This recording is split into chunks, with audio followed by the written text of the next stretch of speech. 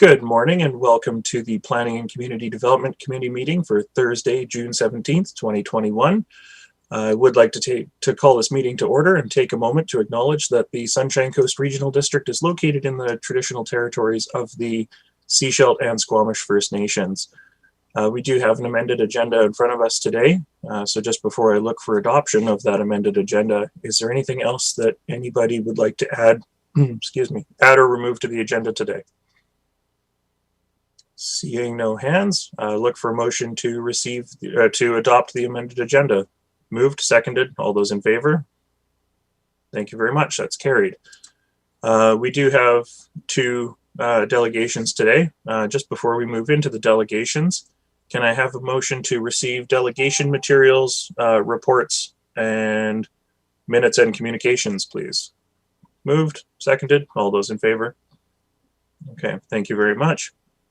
So moving into Annex A, Peter Robson and Sean McAllister from the Pender Harbor and Area Residents Association regarding Dan Bosch Regional Park, Catherine Lake Trail proposal, wayfinding and beach access signage for Pender Harbor and active transportation path. So we'll get them connected into the meeting here. And I see Peter. Good morning, Peter. Morning, directors, staff.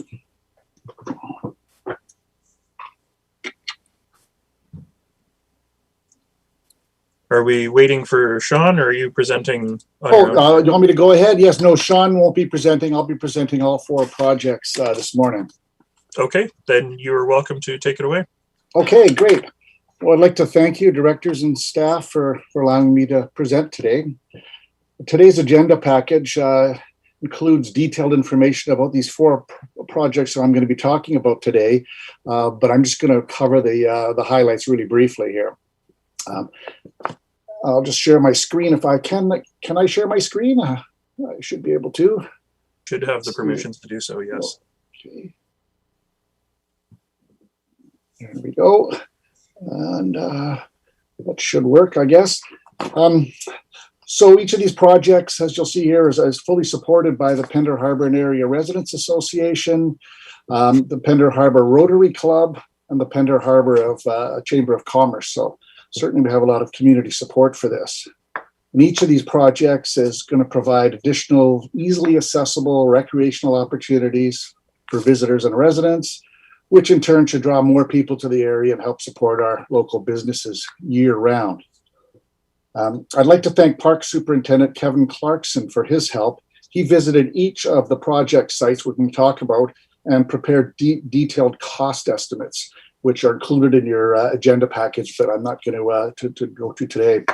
I'd also like to recognize that these projects are within the Sechelt Nation territory, and the nation will be engaged from the onset in order to gain their support and approval.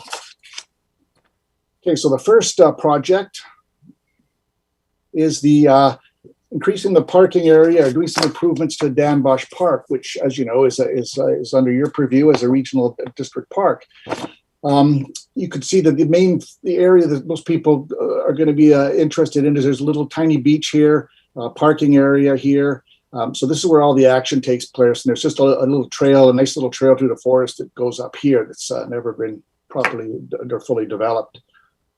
So, and problem is that because that parking area is so small, visitors often park along the Highway 101, along here, which you can see is pretty narrow, and it's both illegal and dangerous to do so.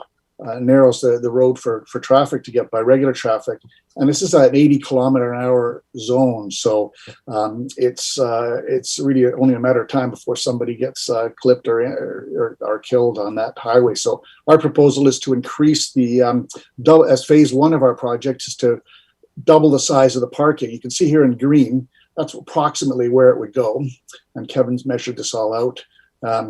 So that would be the first stage, and also replacing the aging outhouses there with these vault type outhouses, which I understand are much more maintenance free, or at least they can time when they open and close. So the second phase would be to expand the beach area. And as you can see here, a very small little beach area there. So the idea was to expand that There's a couple of natural places here, little coves that could become swimming areas with just a little bit of debris clearing. So that would allow people to spread out a little more, because it does get jammed in there. If any of you have been there during the summer, you'll see how terribly packed it is. We're also proposing developing an area by the end of this red path, or somewhere there'd be a path along here that people could carry their kayaks and SUPs from the parking lot and launch them here. And this is important because it would relieve much of the pressure on the existing overcrowded Ruby Lake boat launch off Halliwell Road. And that was initial support from the Ruby Lake people was to get the people out of there, because power boats are coming and going all day at the dock there. So the third phase would be to see improvements to that trail that I showed you earlier on the side. So we think that this project could be accomplished in short order, because of the fact that it's a regional district park, that it wouldn't have any complications with MODI or other agencies. As I say, all of these improvements are entirely within your regional park. So we believe this project meets several gas tax eligible project categories. So we believe it would qualify for them under recreational and tourism infrastructure. So for this project, we're asking the SCRD to allocate staff time to manage the project and help with the paperwork to obtain the necessary funding. And the local community would be pleased to provide a labor component as part of this. So the next proposal is Catherine Lake, improvements to the Catherine Lake Park Campground. And that's a really nice little park. I'm sure most of you have been there. It's for camping and day use, and there's a really nice sandy beach there. So what we're trying to do is get this trail going all the way around. There's partial trails now, but it doesn't actually go all the way around. So, and once again, all of this is entirely within the Catherine Lake Regional Park here. So the project would involve creating this continuous loop trail, about 1.8 kilometers. And a portion of this trail, the green part here, that would be wheelchair accessible. The family mobility, people with mobility issues could access this. It would be much broader trail than the rest of this. And by the way, this is where you drive into the campsite here. You can see the gate there. So that's there is trails there that just need to be sort of improved and doesn't quite go down to the bottom there. It doesn't go across the bottom end of the lake.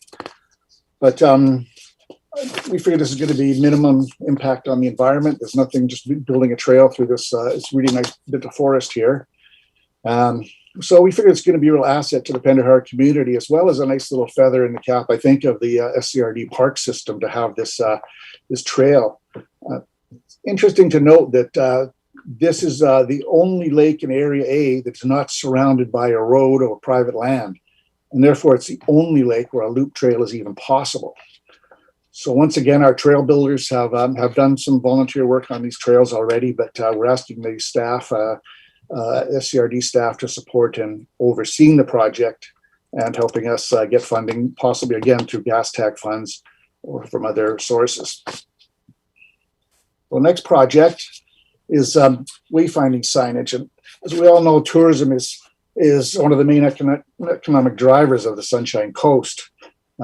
And it benefits all facets of business, restaurants, groceries, accommodation, retail outlets, venture tourism, and so on. So the biggest drawback to tourism in our area is that there's no signage for any of these very cool places. Many of our parks have zero signage, and being able to not be able to find these things is kind of a bit of a detriment to tourism. This is Francis Peninsula Park here, Provincial Park, and there's no signage on the highway, no signage at Merrill Road, which is the turnoff to get to this. There's absolutely no signage until you actually get to the park entrance.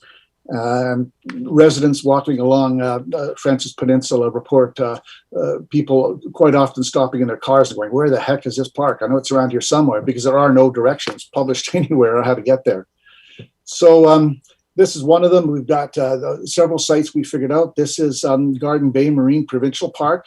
Beautiful little chunk of park there in the harbor with a dinghy launch for people out in the boats. But it's, once again, no signage except at the very entrance to the park. So we would put signages directing people from Garden Bay Road to get to this park. there's another one here. Let's see. Oops, sorry, wrong one. Okay.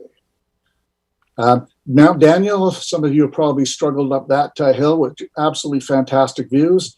Once again, there's no signage there except a little bit of a kiosk right at the entrance to the park, which you can't really see if you're driving by.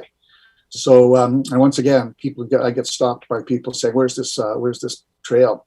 And it is very popular and very, as I say, spectacular views from there. Baker Beach, this is your SCRD park here, another one of the few beaches in the Pender Harbor area. And this one, once again, there's no signage on Warnock Road to get to this place. So unless you actually know what you're looking for, you will never find it. Martin Cove, this is a nice little chunk of beach and a very popular scuba diving spot off the end of Francis Peninsula Road. And it's, once again, there's no signage here. Nobody knows, it's not marked whatsoever. So people can't find that. And the last one is, oops, a little too far there. The last one is this, is Bargain Harbor. You drive right by this beautiful little chunk of beach, but there's no sign saying you can stop there, or there's access, or you don't know if there's a path or anything, but we would work on that. So the idea is the signs, we build the signs to CRD and MODI standards, and the Residents Association would produce the signs, pay for the signs, take on installation of the signs, or if the SCRD wanted, they could take on the installations. Now we've got $2,500 in funding. Thank you very much for your 2020 SCRD grant and aid for this project. And so we're asking the SCRD to allow staff to spend time to help obtain the necessary approvals with MOTI, because that's going to be our obstacle.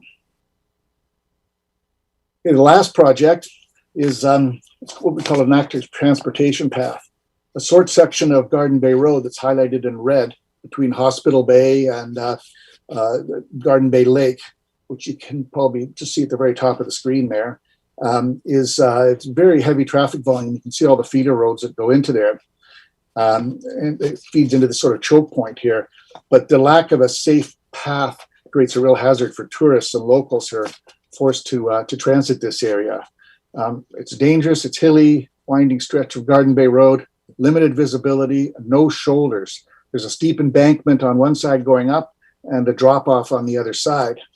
I will show you some pictures here. There's one, you can see that, see what that is now. So it's impossible, you know, it's pedestrian traffic are forced to walk on the road. And of course, this makes people go into the other lane, the oncoming lane, to pass them. And this is obviously a recipe for disaster. There's another slide there, you can see. So we're asking the SCRD for support in managing this project and dealing with MODI to help acquire funding, once again, from the gas tax or other funding sources. We understand there is money available for biking paths, but we haven't taken that final step. So anyways, that's the slides there. That's my presentation, and I'm happy to take any questions.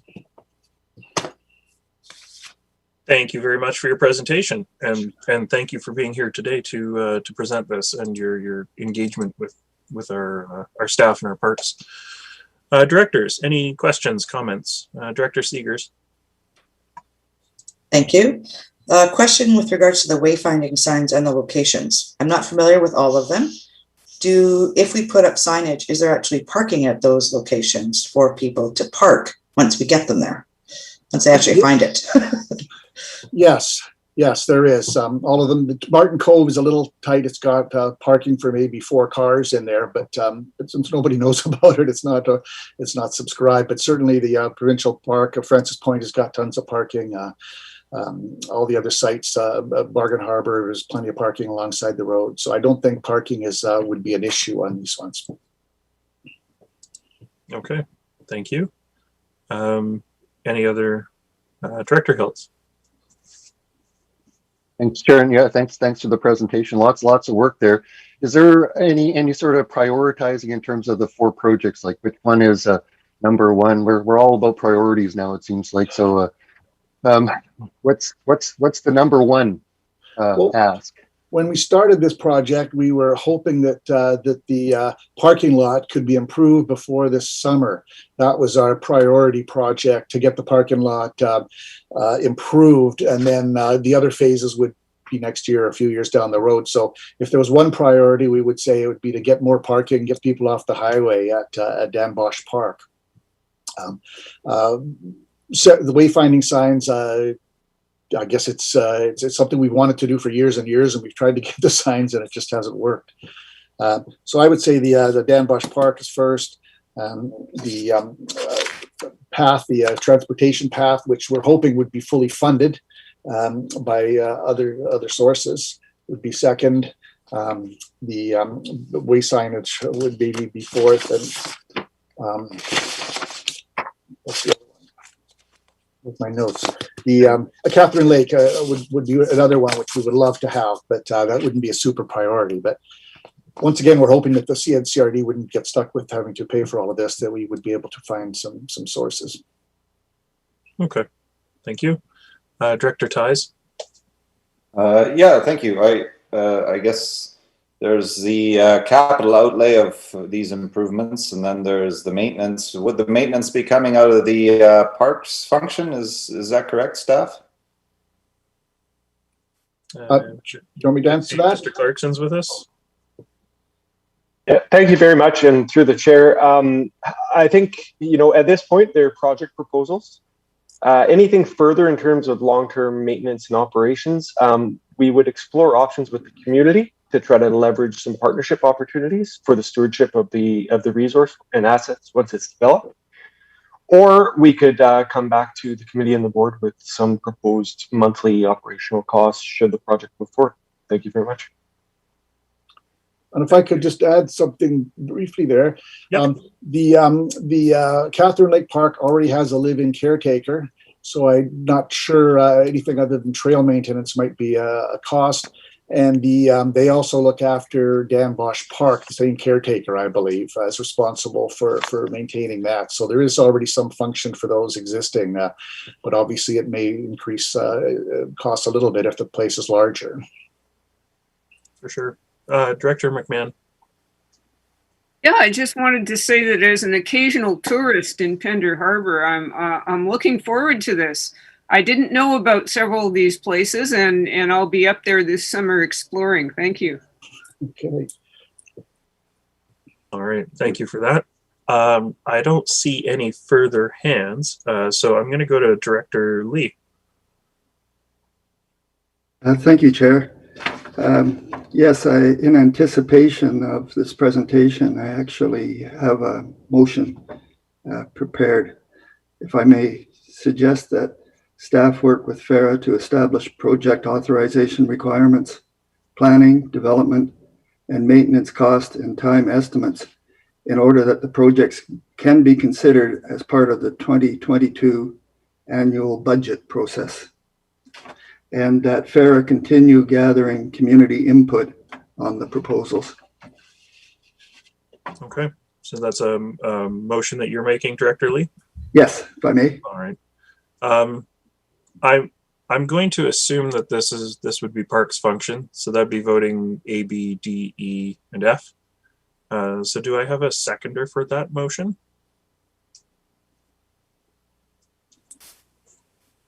Laura, you're seconding. Director Pratt. Sorry, I can't see everybody on my screen. Let me make my screen a little bigger. Sorry, Director Pratt. Anyways, thank you. So that's been seconded from Director Pratt. Any other comments or questions? All right, all those in favor? And that's carried. Thank you very much. And thank you, Peter, for your delegation today. And we look forward to working with your group some more. Thank you very much. And as Donna says, our Director McMahon says, come on up there and check it out. There's some really neat spots here. Excellent. Enjoy the rest of your day. Thank you very much. All right, moving into our second delegation, we've got Connor Corbett from Diamond Head Consulting.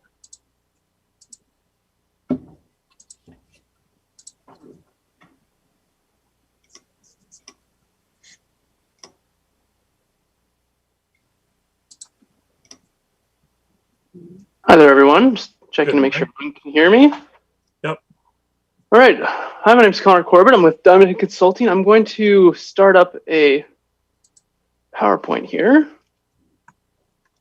Hopefully this works. I usually do these in person, so it's a bit of a new territory for me. So can everyone see this PowerPoint? Sure can.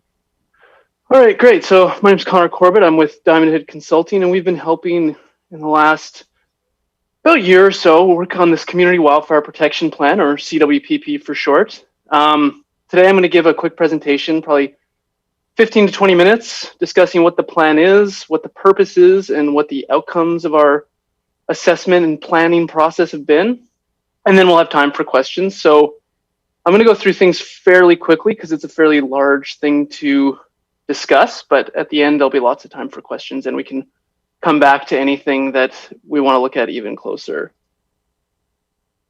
So for a little background, this project is a partnership between the 4 municipalities in the Sunshine Coast, the SCRD, the District of Sechelt, the Town of Gibsons, and the Sechelt Indian Government District. For the sake of brevity, I'm just going to say Sunshine Coast when I'm talking about the area we're studying for this project. It's grant funded through the Community Resiliency Investment Program, or CRI, which is itself a program set up by the Union of British Columbia Municipalities. And basically, the CRI funds wildfire mitigation on public lands inside communities in BC, and they have created a framework and a standardized process to study and create more funding opportunities for mitigating wildfire risk. The CWPP is the first phase in wildfire mitigation, where we assess and quantify the risk and kind of lay the groundwork for further work to address the risk. And most of the recommendations we come up with to reduce wildfire risk are going to be eligible for grant funding through CRI. So as you can see, this map is the study area that we've designed for the ourselves and CRI have designed. And we don't study the entire jurisdiction that we're studying. We study the wildland urban interface, which is a technical definition for where our communities meet naturally vegetated areas. And in the Sunshine Coast, this is generally what it looks like. It looks like homes or structures right beside fairly natural coniferous, so needle-bearing trees. This photo is Selma Park Road, just outside the district of Sechelt. And so the simple way to understand wildland urban interface is it's the mix of homes and forests. And the first thing, technical definition we need to get is what wildfire risk is. So, sorry, just give me 1 second. Sorry, I was getting ahead of myself. The CWPP objectives are sorry, I'm having some technical issues here. Which slide can you guys see right now? Right now we see CWPP objectives with the power line photo. Okay, perfect. Yeah, so this is just another photo of wildland urban interface. And the first thing we need to definition is an understanding of what wildfire risk is. So risk is probability of an event and the consequences of those events. So a high risk event is something that has a high probability of happening and a high consequence of that event happening. So in terms of wildfire risk, the potential for severe wildfire coupled with the proximity of that area of high wildfire potential to a community or value. And as we worked through our CWPP and through our planning, these 4 kind of key themes emerged that are unique to the Sunshine Coast. The first theme is that our understanding of wildfire comes from areas that have historically seen a lot more wildfire. So that's going to be areas like the Northern Interior, the Kootenays, the Okanagan region. And we're taking that information and that understanding and we're applying it to the Sunshine Coast or coastal ecosystems. And their coastal ecosystems are very different. So we don't really understand how wildfire works in coastal ecosystems very well because they've been so rare historically. The second theme is that climate change is going to have a major effect in changing wildfire risk on the coast. And there's a lot of uncertainty in how that's going to look. Theme 1 and theme 2 kind of work together. Theme 3 is that based on overall trends in similar areas, specifically in the United States, in Oregon and Washington, this is a critical time to act to mitigate wildfire risk. And the fourth theme is that cooperation between different agencies, different governments, and different levels of government and different stakeholders is really critical, especially on the Sunshine Coast. So starting with our kind of analysis of wildfire risk, we're looking at the trends of the past decade and 100 years. Overall, all over North America, wildfires are increasing in size, intensity, and the severity of the impacts.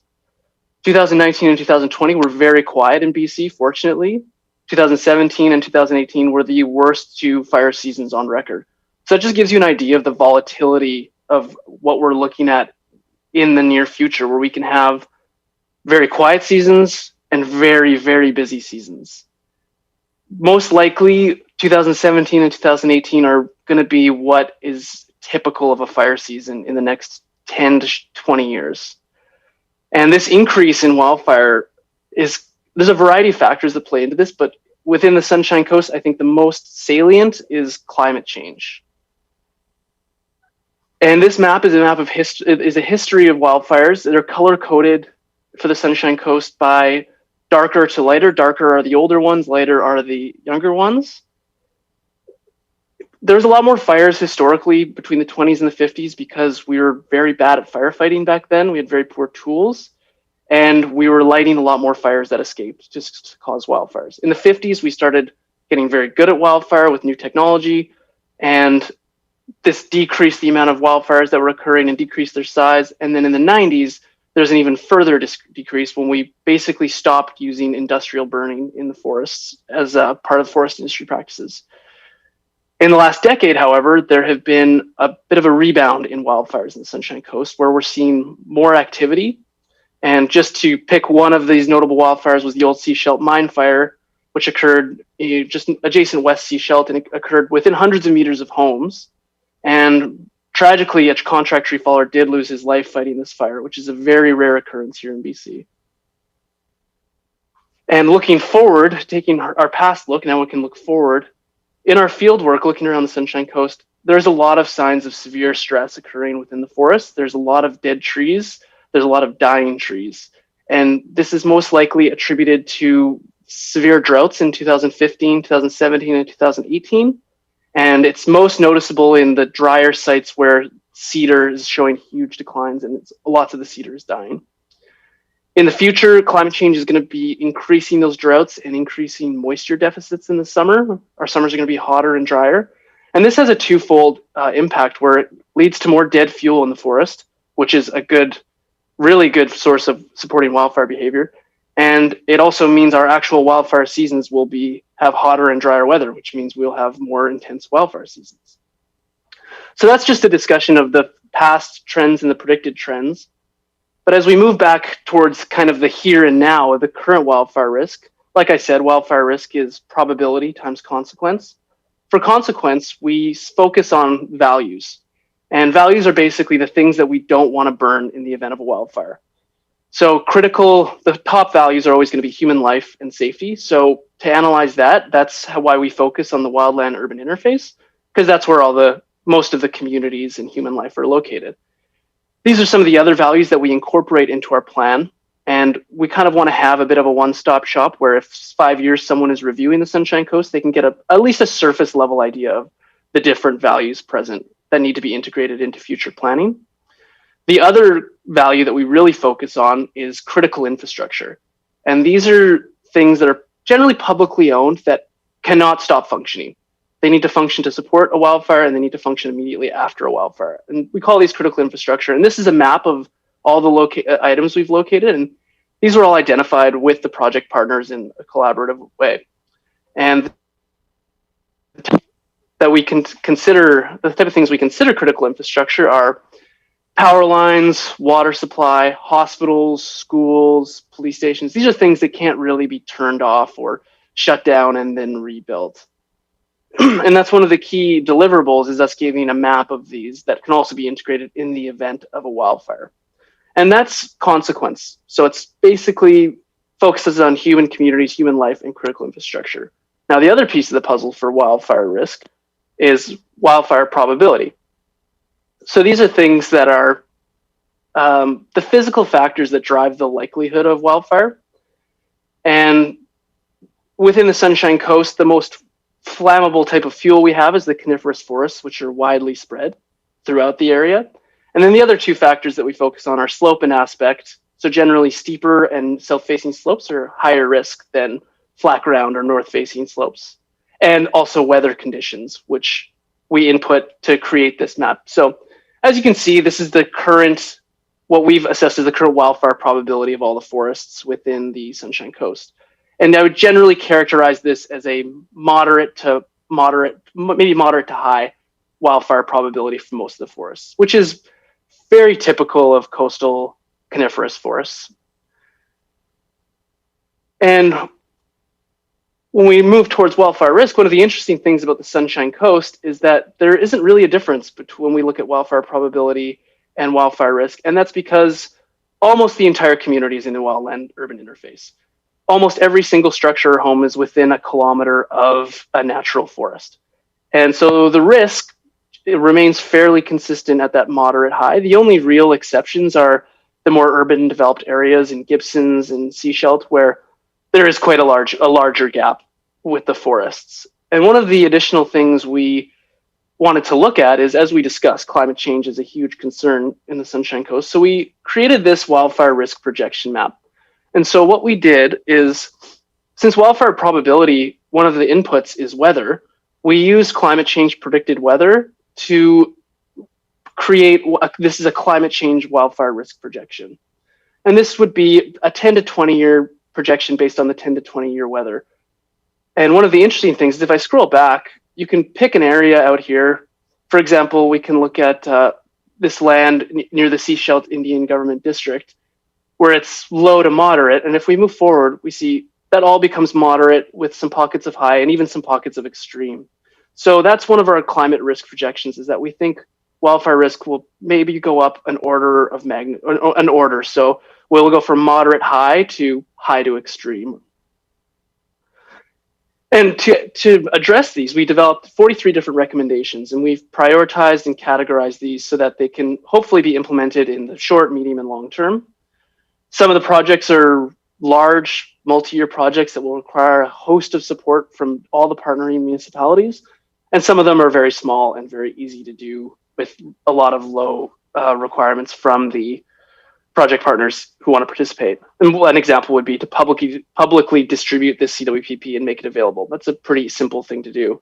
One of the more complicated items might be something like fuel management, where it can take several years from when you start to finish and hundreds of thousands of dollars. And so since we have 43 recommendations, I thought I would just go through and bring up just a handful of maybe the more interesting ones for everyone here today. And we categorize these into some broad categories. And the first one, which is one of the major outcomes of this project, is we've identified areas for fuel management. And fuel management is where we go into a high-risk area and we modify the fuel to make it lower risk. Since we can't change weather, we can't change the topography. The only physical factor we can change to reduce wildfire risk is the fuel itself. So we've identified 24 different areas. And the idea here is that we've prioritized these by risk.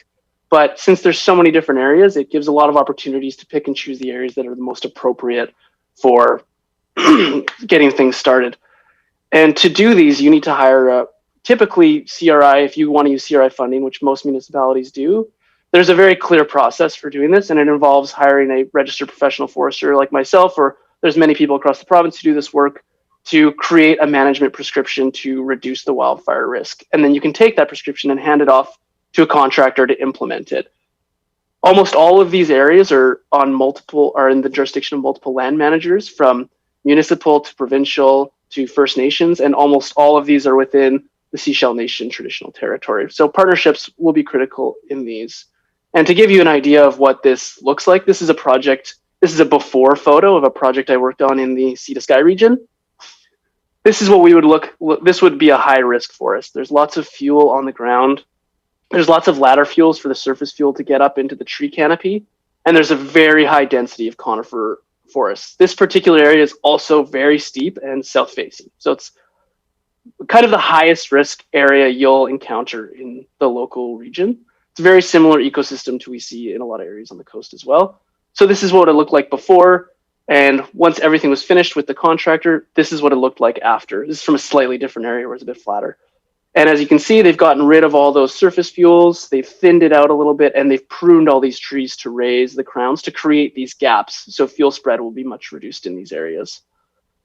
One of the other categories we have is to support people and also government who want to reduce the immediate hazard to their structure in the short term is fire smart planning. So this is changing the way structures are built, changing the way the landscaping is around them, and maybe some policy updates to support that or incentivize or require that from developers.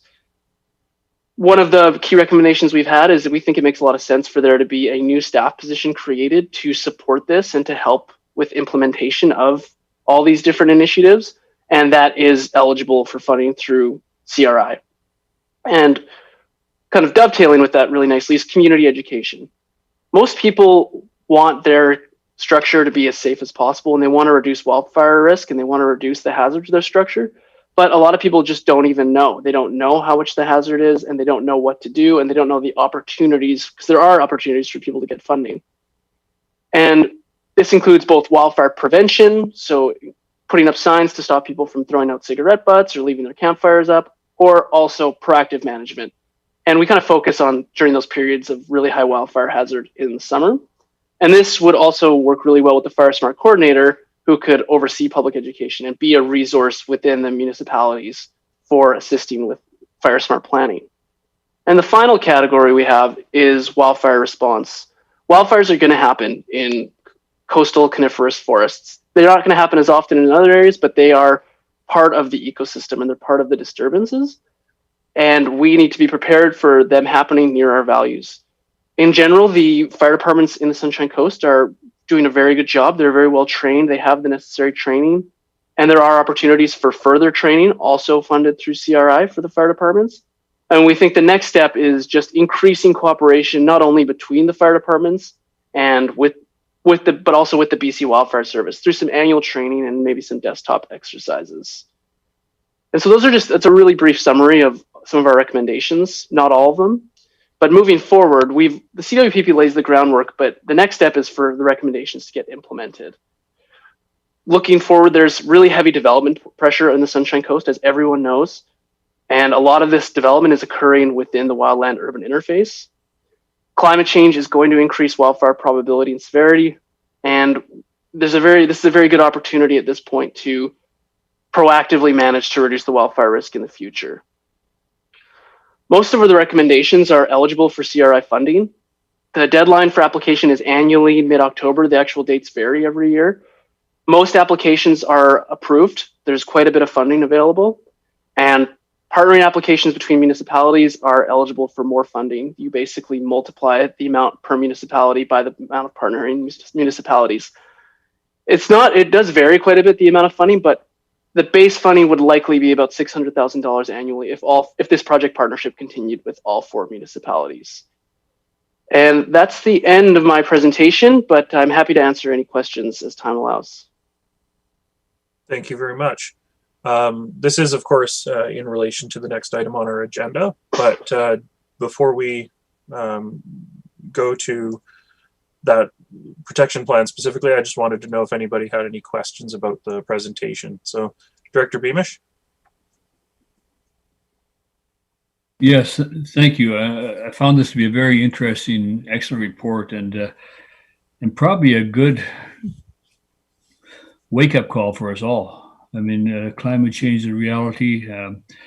Things are heating up generally. We have had that experience, as mentioned, in terms of recent drought, and maybe more to come. I'd like to see how we are able to collectively prioritize this.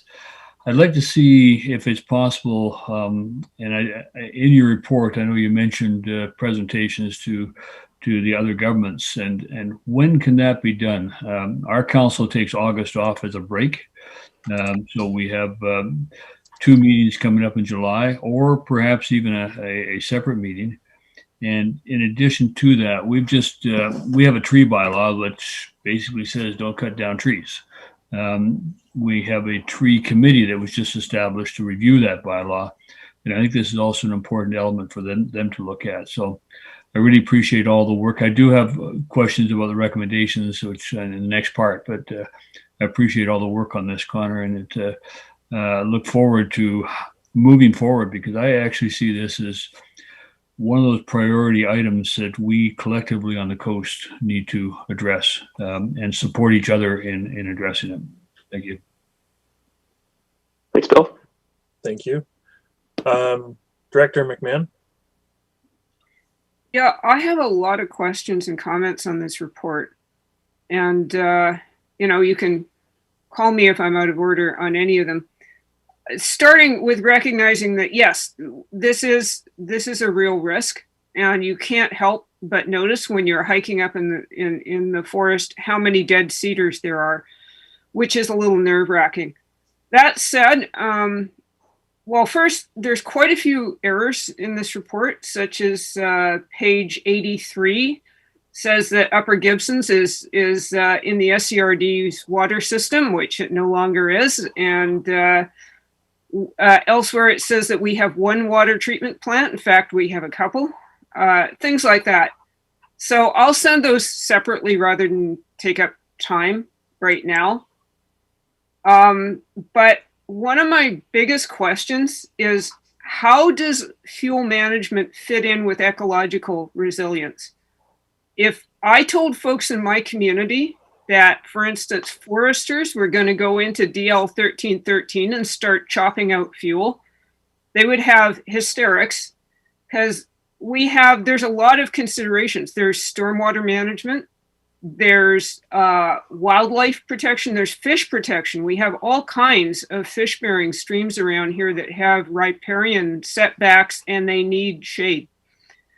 And so why would the strategies be prescribed solely by a forester?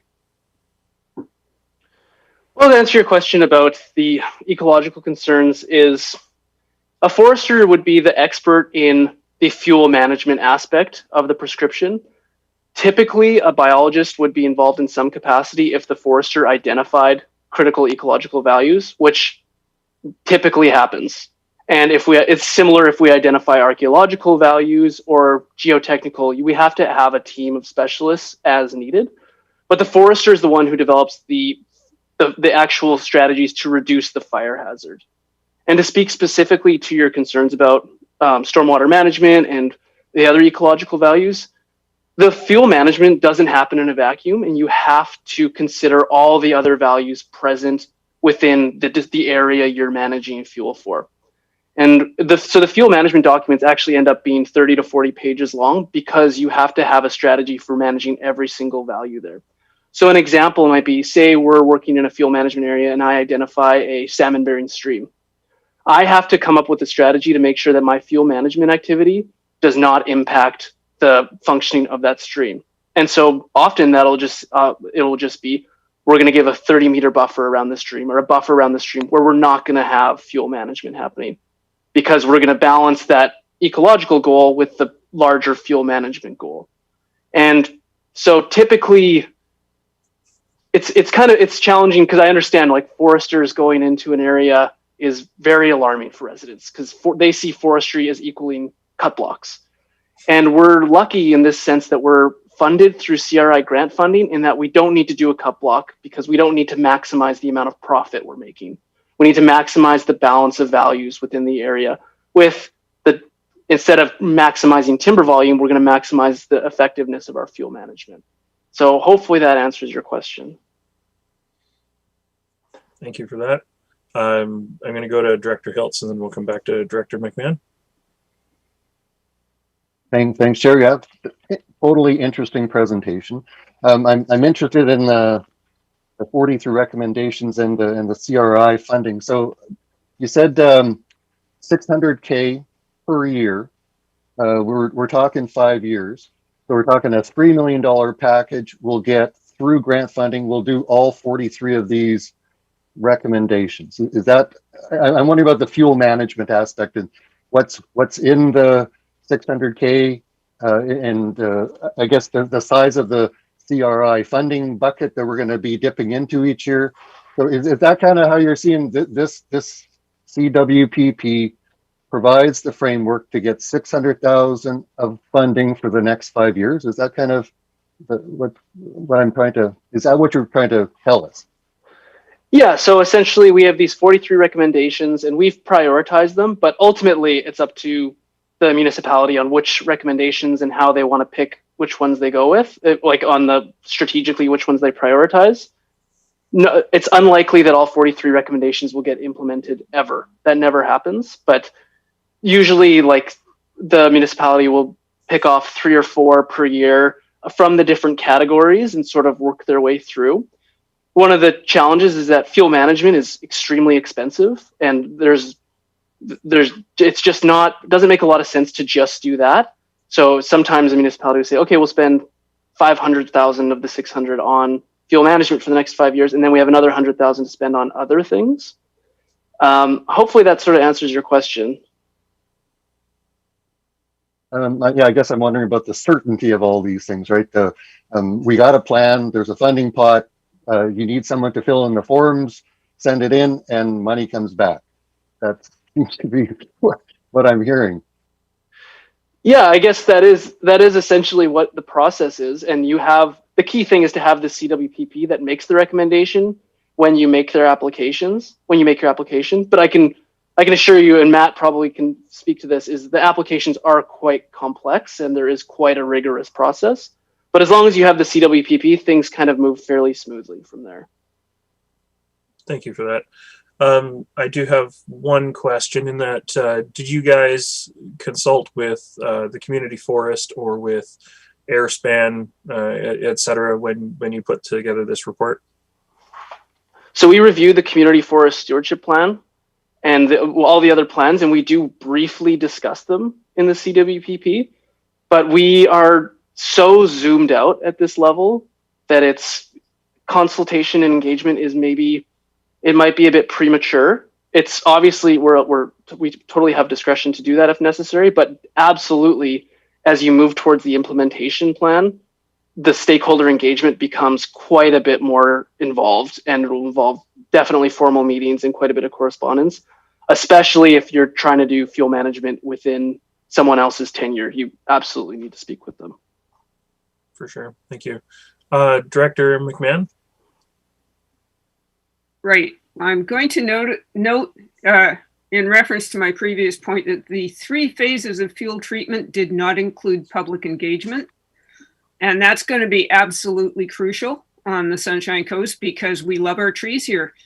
And if the public isn't engaged, it'll be a war in the woods, or another war in the woods, I should say. The other thing, or I have several more, but the Fire Smart educational material.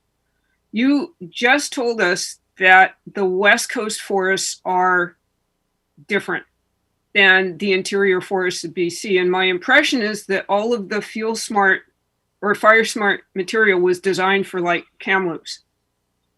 Is there appropriate material for this area? So to answer your first question, public engagement is, we don't mention that because it's not required. However, I have never worked on a project like this where there hasn't been extensive public engagement. And usually that involves open houses, and we usually create an email specifically to handle public engagement. And generally, I think it goes really well when people have a face to talk to and someone answering their questions and a phone number to call and to reassure them that we're not going to be clear cutting this forest. The second part of your question is, this is probably one of the 10th CWPPs we've worked on the coast in the last 10 years. And this Fire Smart issue comes up always. The Fire Smart materials, and this is one of why we raised that theme, is the Fire Smart materials were created in areas that look a lot different than the Sunshine Coast and the coastal ecosystems. And there's been quite a bit of dialogue with the province for them to start creating Fire Smart materials that are specific to the coast. Because if I'm sure you've looked at the Fire Smart materials, it's basically clear cut and have a lawn 10 meters around your house. That's probably not going to really work on the Sunshine Coast, and that's not why people live there. And that's a lot of the coastal communities. And there does seem to be some momentum at the provincial level to start developing modified materials for the coast. But as of right now, there is nothing as formal and rigorous as what we have for other areas. Thank you. Director Seegers. Thank you. So 2 pieces to follow up on what you just said. Which department or which ministry is actually dealing with this, given the funding is funneled through UBCM, I believe? Which department, which ministry is dealing with this? So it's CRI and UBCM provide the funding, and a little bit of oversight to make sure that the terms of the funding are met, but the actual technical and forestry and wildfire stuff is done through the BC Wildfire Service, and a little bit through the Ministry of Forests, Lands, Natural Resources, and Rural Development, but mostly BC Wildfire Service. So would they be the ones responsible for creating the materials for coastal communities? I believe so. So they've recently just hired a couple fire smart experts whose job description is to start working on creating new regional specific fire smart materials. Thank you. Okay. It's a fairly new program though. Mm-hmm. Okay. So then a follow-up to Director Hiltz's comment about, 600,000 potentially being available each year. I would assume that the province is recognizing, and, everybody is recognizing that the cost from a forest fire is actually much more, magnitude, orders of magnitude larger than what the funding is for actually doing this work, which could mitigate that other cost at the end. Is that kind of the premise behind that? Yeah, so they have been increasing the funding the whole time I've been doing this for several years. They've increased the funding every year, but it's a lot easier for them to justify spending money on a wildfire that's threatening homes in an emergency scenario than it is for them to get money for proactively managing wildfire risk. So you're saying, well, this might seem like a lot of money to us. It actually isn't a lot of money once we actually start doing the work. We're going to have to pick and choose what we do. Yeah. So to give you some context, we've identified 24 fuel treatment areas. I think the total area is over 1,000 hectares.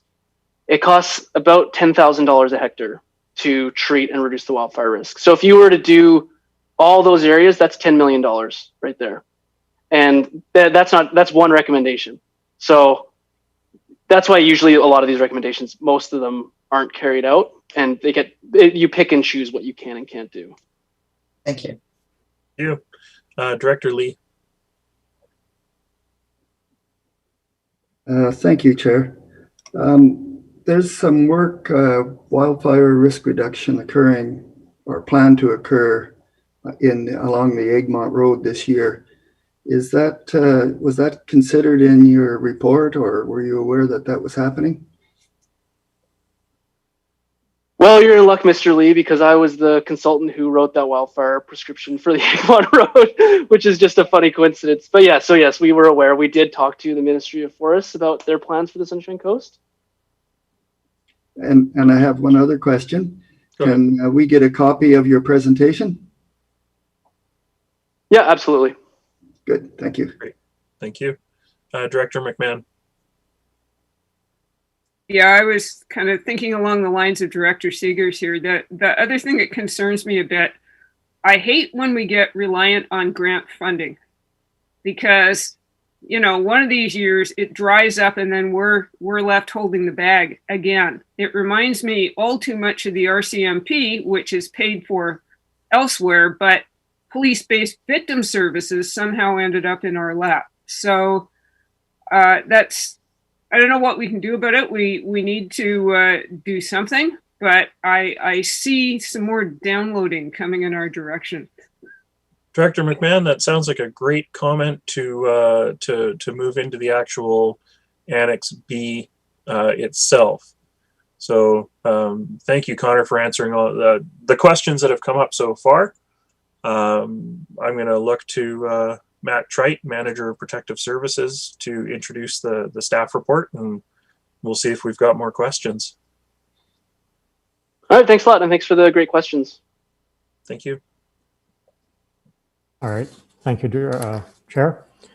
So I'll just give a brief introduction. A bit of it might seem a bit repetitive from what Connor said, but so the SCRD, in partnership with the Sechelt Nation, Town of Gibsons, and District of Sechelt, applied for funding from the CRI, their Community Resiliency Investment Program, to fund this plan.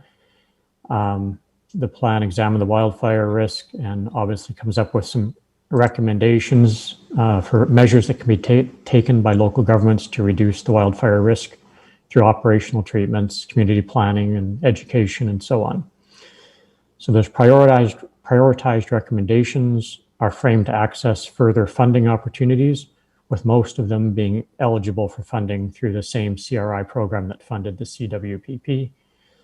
So this plan that was presents a menu of actions.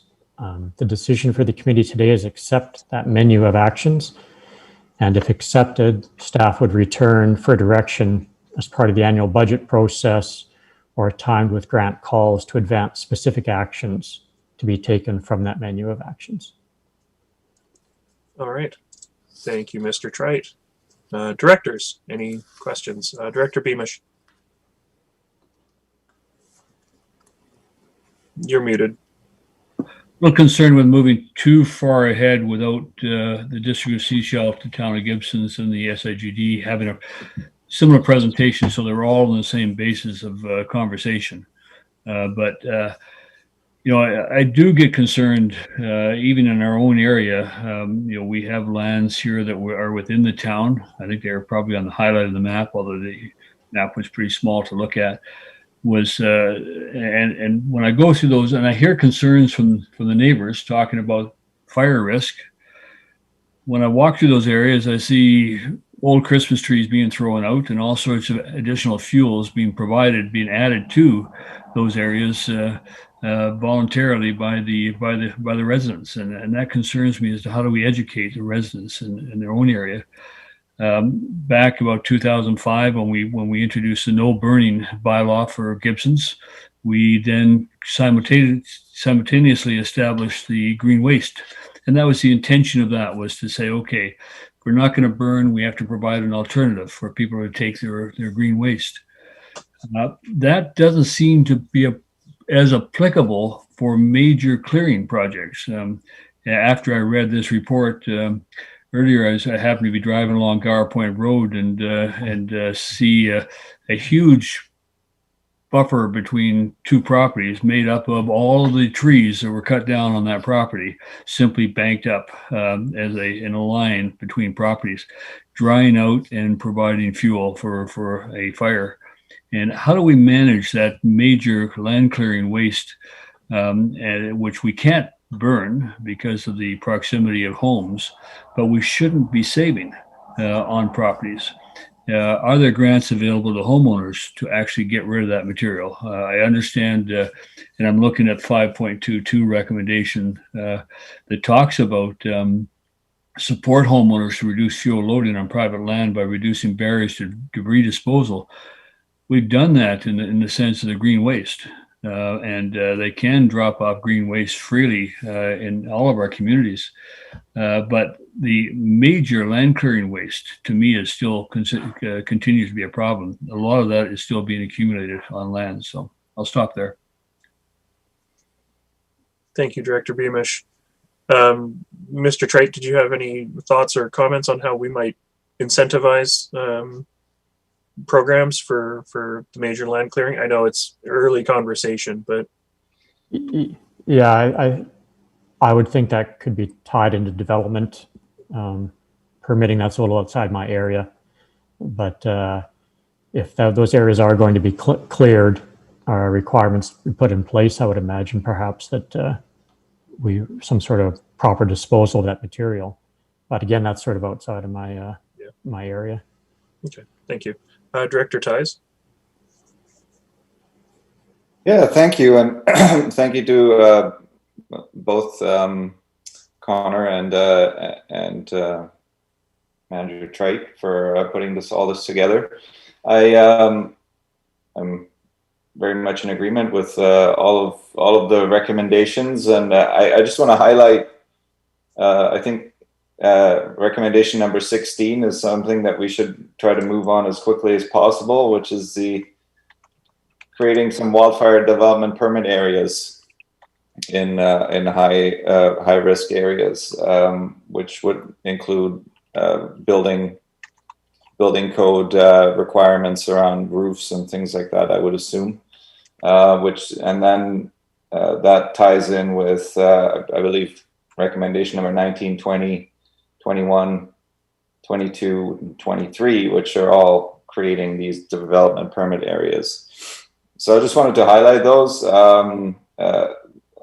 I do like staff's recommendations, and I will leave it in the capable hands of staff to go through this list and prioritize and look at the feasibility of these, as well as the staff workload that will be part of these considerations. I do have one question, and that is on page 105.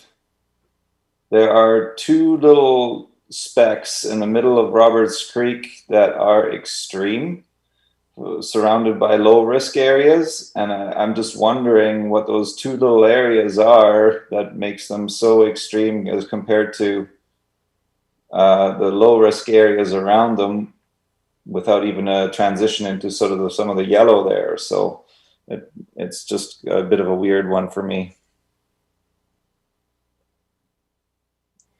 Thank you for that. I don't have the map in front of me right now. I don't know if Mr. Trite wants to speak to that, or can follow up offline perhaps. Yeah, sir, I don't have the map in front of me either. So Sorry, I couldn't comment. page 103 in the agenda. Yeah, it's pretty hard to see. Chair, staff would be happy to take a closer look at the maps and follow up offline. Thanks. Yeah, thank you. Director McMahon? Yes, I just wanted to follow up on what Director Beamish said.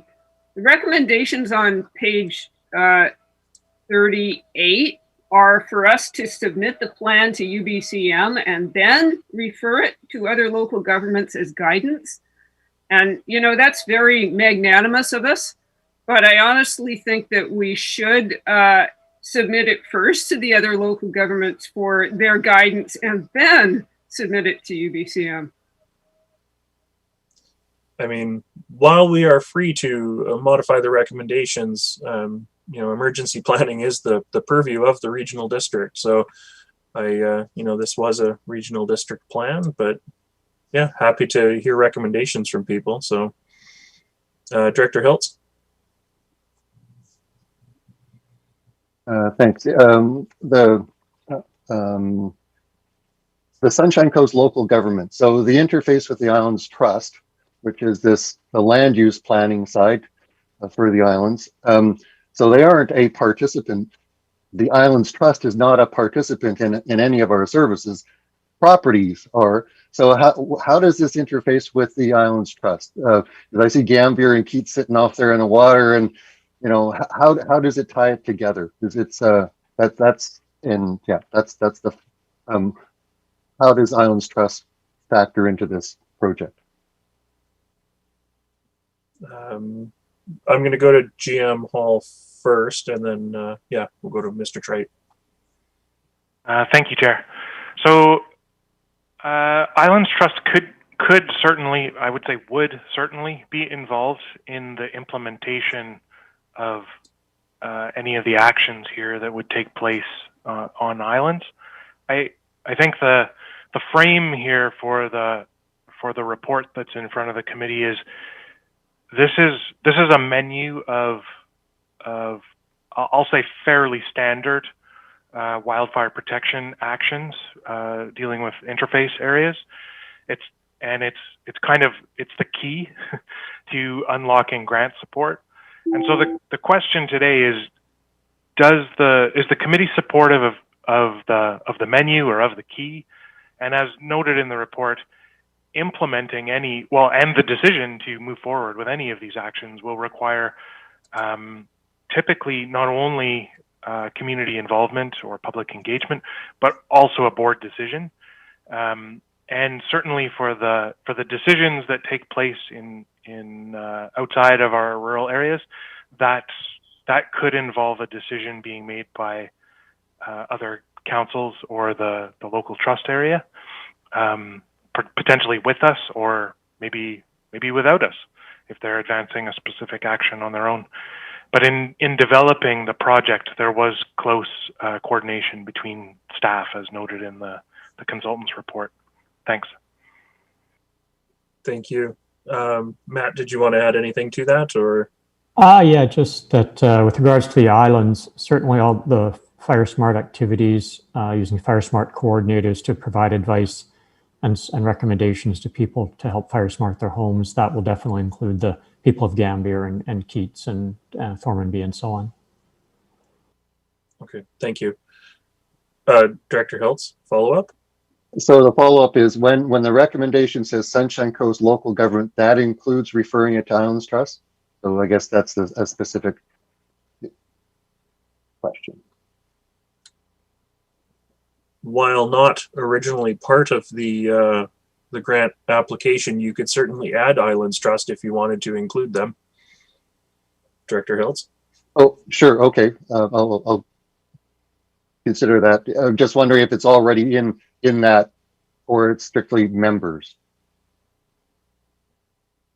I will look to staff to see if what their intention was there. I assume it would be strictly members, but GM Hull? Staff were thinking members when this was drafted, but appreciate the value add for adding on Islands Trust. Thank you. Thank you. Director Beamish. Yeah, I'll go back again to, I believe it's important that all of our councils have a chance to see this because it is significant, especially when we're talking about actions within those individual communities that may take place within neighborhoods, within individual communities. The other thing I had thought of, and I actually discussed this with Manny at one point, and that was the idea of utilizing a core of summer students to work with a professional forester as part of an initiative to actually cut back the dead wood and prepare those buffer areas. Are there any communities that are doing that? I mean, summer students are available to us year after year. The federal government has programs for that. It's always challenging to find the resources to undertake a program, but are there any communities that are looking at this as an annual kind of a initiative where you could use summer students to go into a block or an area of a community and work with professionals to do clearing? Anticipating is obviously training on equipment and chainsaw, the typical workforce, WorkSafe BC training. Thank you for that question. I don't know if anybody would have an answer for us right now, but I will look to staff. Do we know of other communities that might be using summer student programs? Or I'm sorry, Chair, I don't. I think that's something that we could look at as we post a decision on the plan, and once we're into prioritizing and designing specific actions. Thanks. Thank you. Yeah, this is a very high level document. You know, at this time, it's sort of a roadmap for looking at this in the future. We do have a fairly extensive agenda ahead of us, so I'm hoping we can wrap this fairly soon. I will go to Director Pratt. Thank you, Chair Toth. I have one question regarding referrals, and then I'm going to move the recommendations on page 38, and then a quick comment. I would like to ask that School District 46 also have this document referred, and I'm just wondering if, because I think of, like, for example, Half Moon Bay Elementary is within a forested area, so this would be a useful document. And I know there's, for example, Pender Harbor Secondary is another one that's in the middle of a forested area as well. So this would be a worthwhile document for them to see. For staff, would we need to make that part of just that it be referred to SD 46? Would you like that as part of the recommendation? I'm seeing a nod. Okay, so perfect. And I know that Director Hiltz mentioned the Islands Trust as well. So should we make that explicit within the recommendation as well to refer? So I would add, so I'd move the recommendations on page 38 along with a further that the Community Wildfire Protection Plan be referred to SD 46 and Islands Trust for information. All right. Do I have a seconder for that? Seconded. Thank you. This is voting all, and I don't see any other hands up, so I think we've fully exhausted the conversation on this issue, so I will call the vote. All those in favor? Thank you. That's carried. All right. Thank you, everyone. Thank you, Mr. Trite, for your work on this project, and look forward to seeing more as time moves on. Director Seegers? Thank you. While we've been working on this, I looked up British Columbia Fire Smart program. Partners in that are Fire Smart Canada, Fire Chiefs Association of BC, First Nations Emergency Services Society of BC, BC Wildfire Service, BC Parks, Forest Enhancement Society BC, UBCM, Indigenous Services Canada, Parks Canada, Emergency Management BC, Ministry of Forest Lands, Natural Resources and Rural Development, British Columbia Office of the Fire Commissioner. So I would like to make a recommendation that we write to BC Fire Smart requesting prioritization of preparation of materials for coastal communities. And I see a seconder for that. Okay, Director Pratt, did you want to speak to this or? Okay. Don't see any other hands up, so I will call the question on that. All those in favor? And that's carried. Thank you very much. Director Pratt. Yes, with my previous comment, I'm meant to also ask if our manager of protective services and the consultant would be available to present at the other councils should they request to have that's this same presentation to their councils, because I imagine they would be interested in that as well. Certainly be of benefit. Mr. Trite?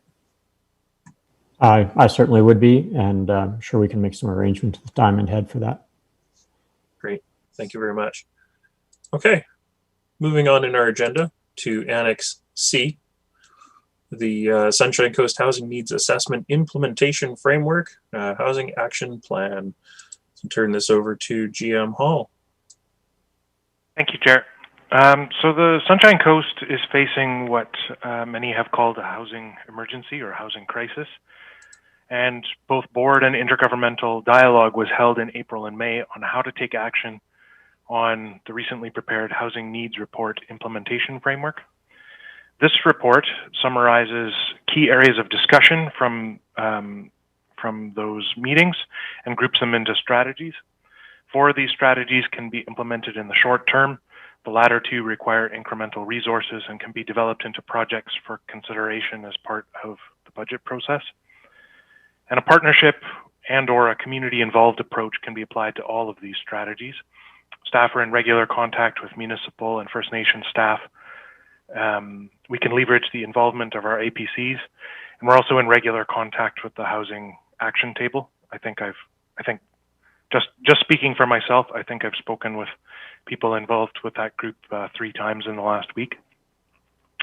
Collectively, these are strategies that represent a new way of doing things and bear out the priorities and values in SCRD's strategic plan. There's urgency and ambition expressed in these strategies that are in direct response to the nature of the housing emergency. Thank you. All right, thank you for that introduction.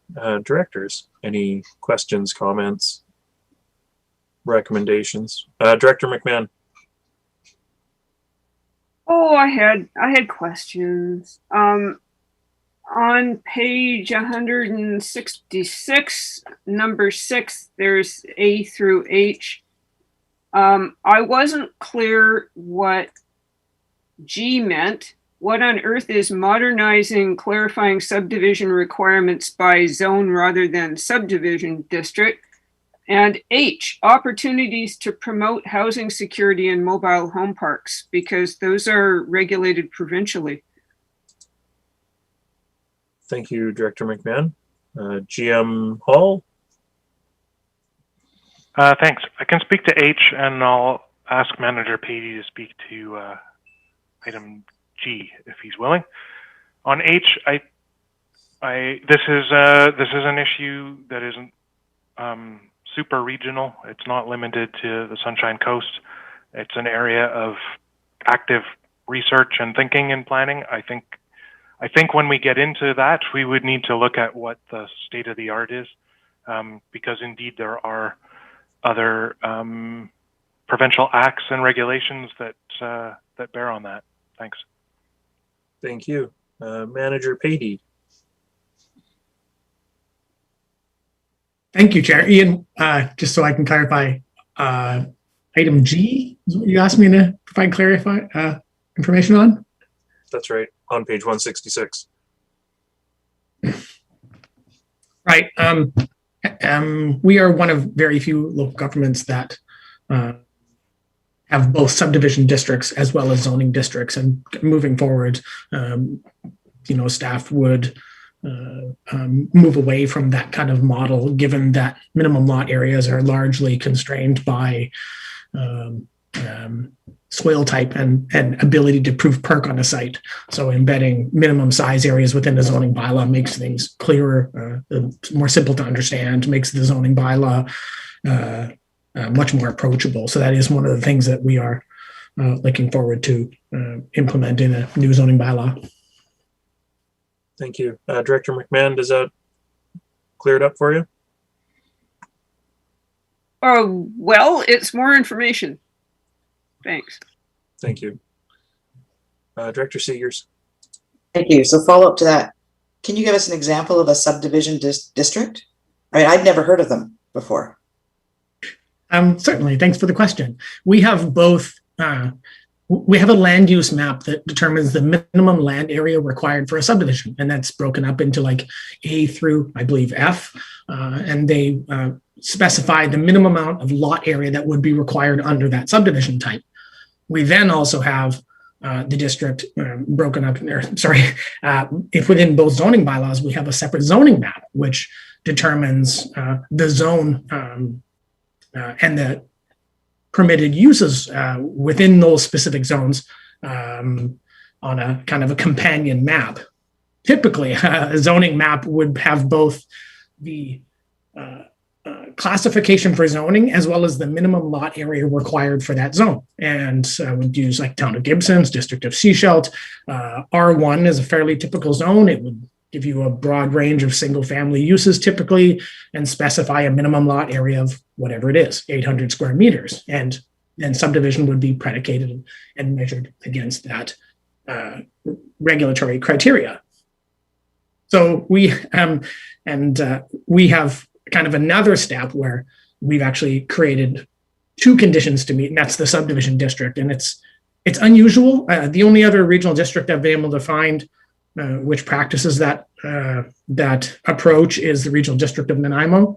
And I've had discussion with them as well about the unique nature of it. So just kind of moving away from that approach to subdivision and moving more towards a simplified approach, which is employed by most local governments in the country.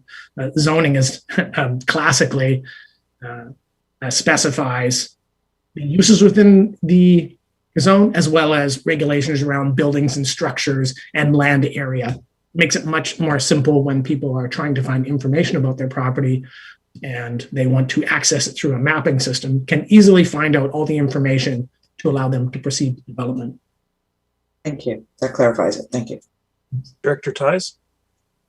Yeah, I just want to clarify whether I have my knowledge correct. And the way it was explained to me is that subdivision districts were created on the requirements of septic fields at the time because they needed a certain amount of I guess percolation going through the ground and that sort of stuff. So the different types of soil would create different requirements for the size of septic fields. And now that septic field technology has improved considerably, this is somewhat of an outdated concept. And is that correct?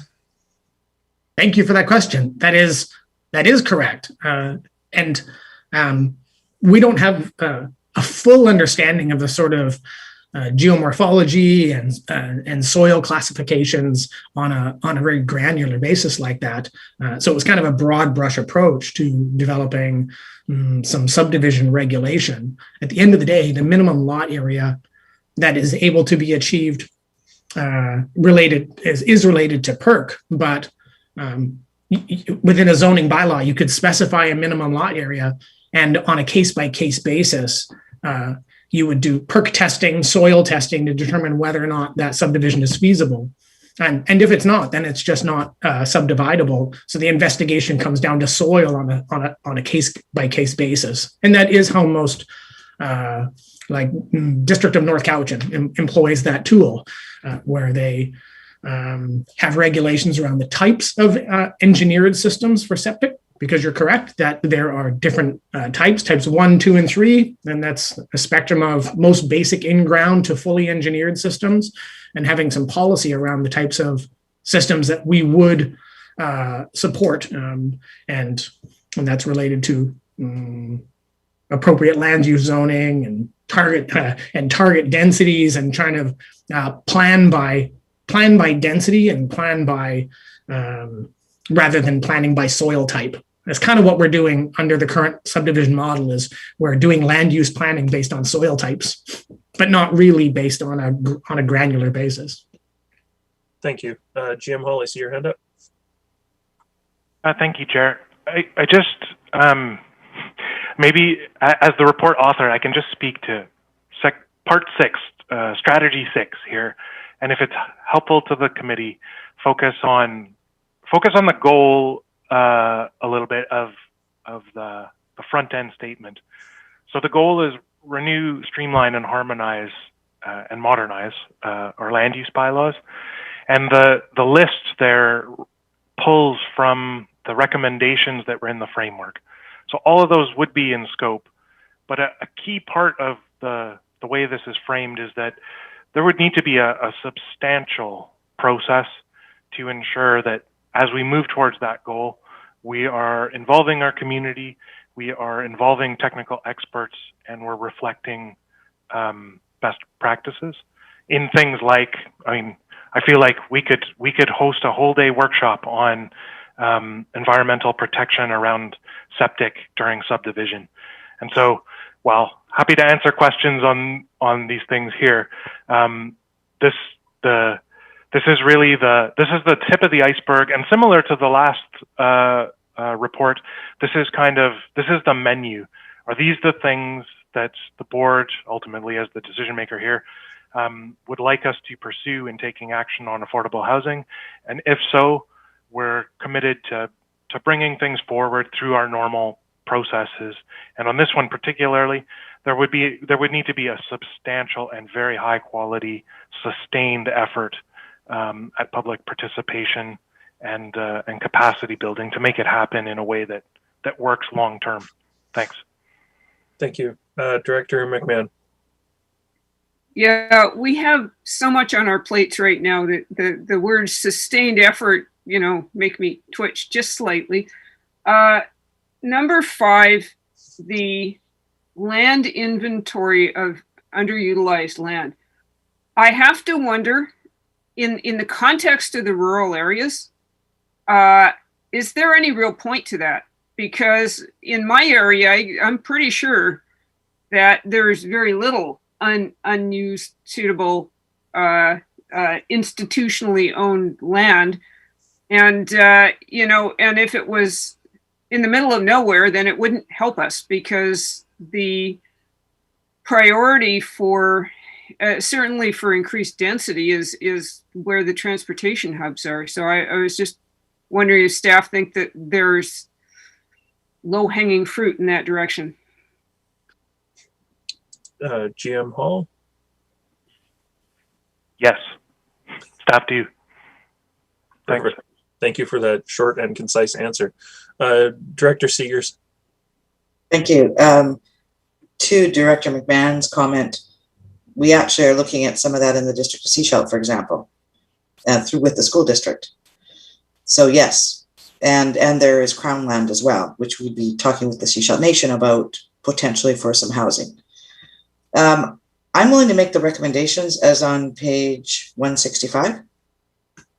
Okay, and I see a seconder for that. I do have a little bit of a speakers list here if people still would like to speak. Director Ties?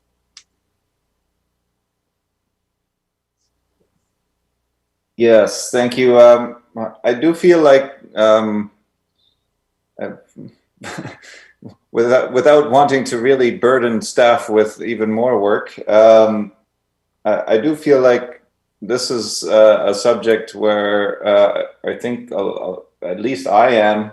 I don't know about how the rest of the directors feel. I feel like I'm out of my depth in a lot of ways. I'm wondering if we could have a workshop, but that's just my desire, and also acknowledging that this would create more work for staff. Thank you, Director Ties. Happy to have a conversation and follow up with that offline. Because, yeah, I mean, that was something we identified during agenda review, is that there may be an opportunity here for some board education. Director Lee. Thank you, Chair. I'm quite concerned about piling more and more work on staff. And we have some very serious priorities already in solid waste, water, recycling, recreation, DVP backlogs, projects on hold that we've already talked about. I want to be sure that we're not moving this forward ahead of the other ones, and wondering how we ensure that our prioritizations are clear and we're not just throwing something else out there that's going to make something else drop. So I know we didn't have this when we started the year, so we're ending up piling something in the middle here, which is not a very good plan when we have projects that haven't started that we've asked to have. So how do we prioritize all of our projects is my question, and how would this fit into the workload? That sounds like a great question that I'm going to throw to CAO McKinley. It's something we could certainly have some further discussion about, further discussion as staff. And we envision as well, coming out of the strategic plan review last week, that there's further work to do, certainly as staff, but also with you as board members on some prioritization of overall of things that are on the overall work plan, including how we add new things and what the implications of those are. But it would be easy enough for staff to consider what the implications are of adding this, and what, if anything, might need to be removed, or what the implications and workload implications are. Thank you for that. Director McMahon.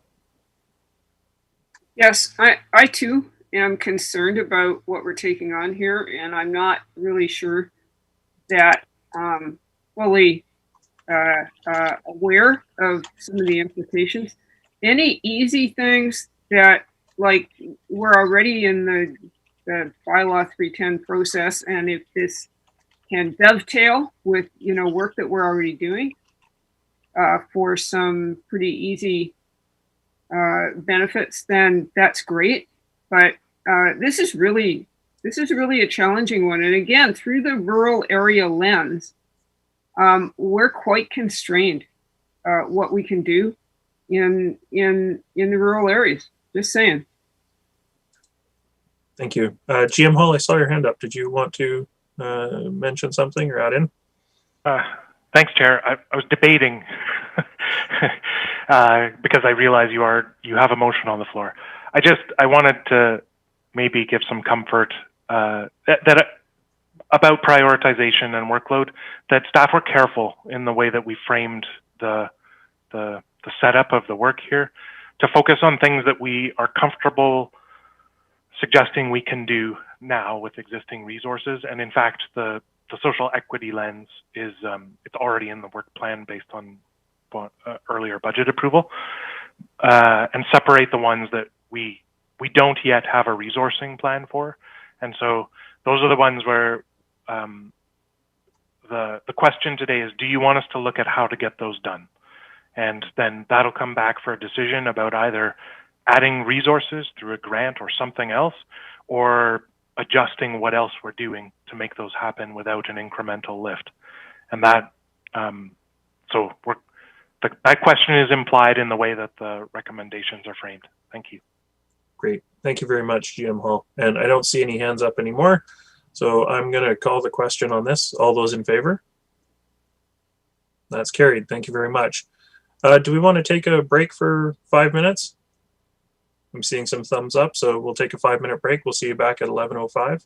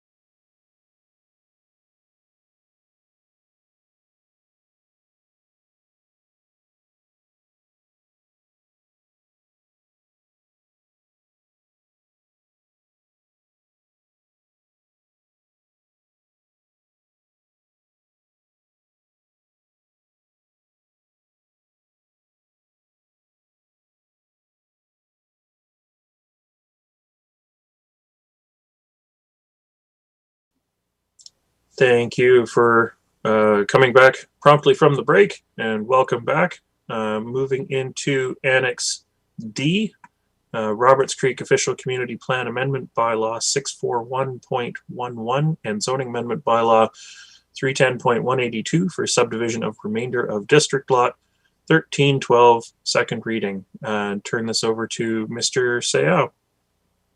Thank you, Chair.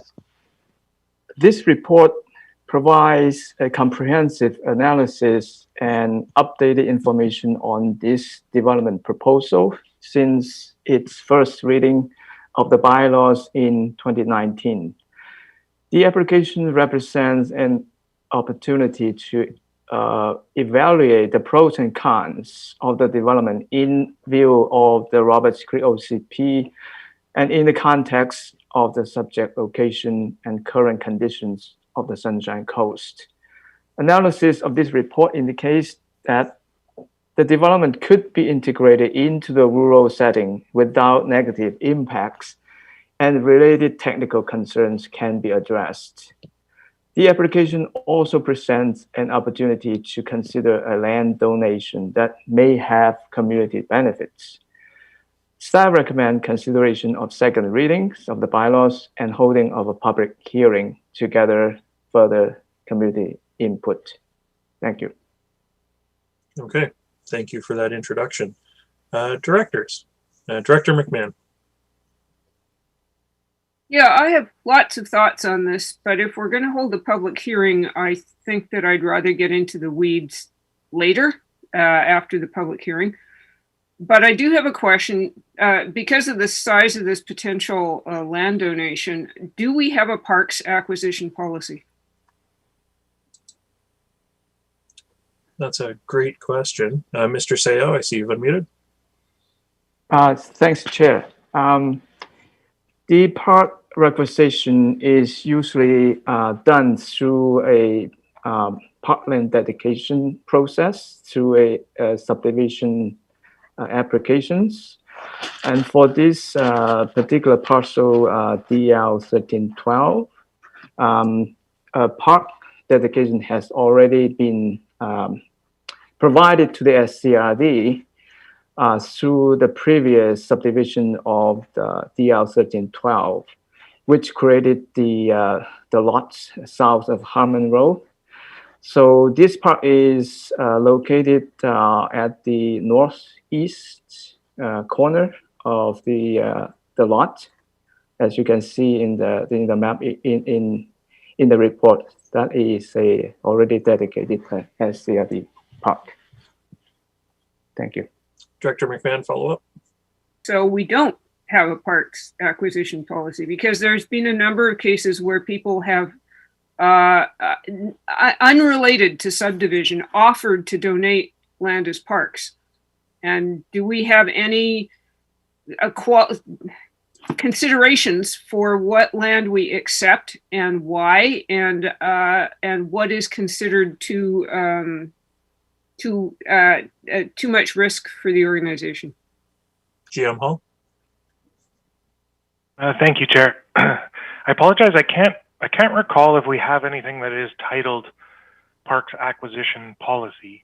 There is guiding policy in the Parks and Recreation Master Plan, but I can confirm that at the current time, SCRD does not have a park acquisition strategy that lays out in detail the specific areas, lands, or goals that beyond the general policy that's in our master plan that we might look to.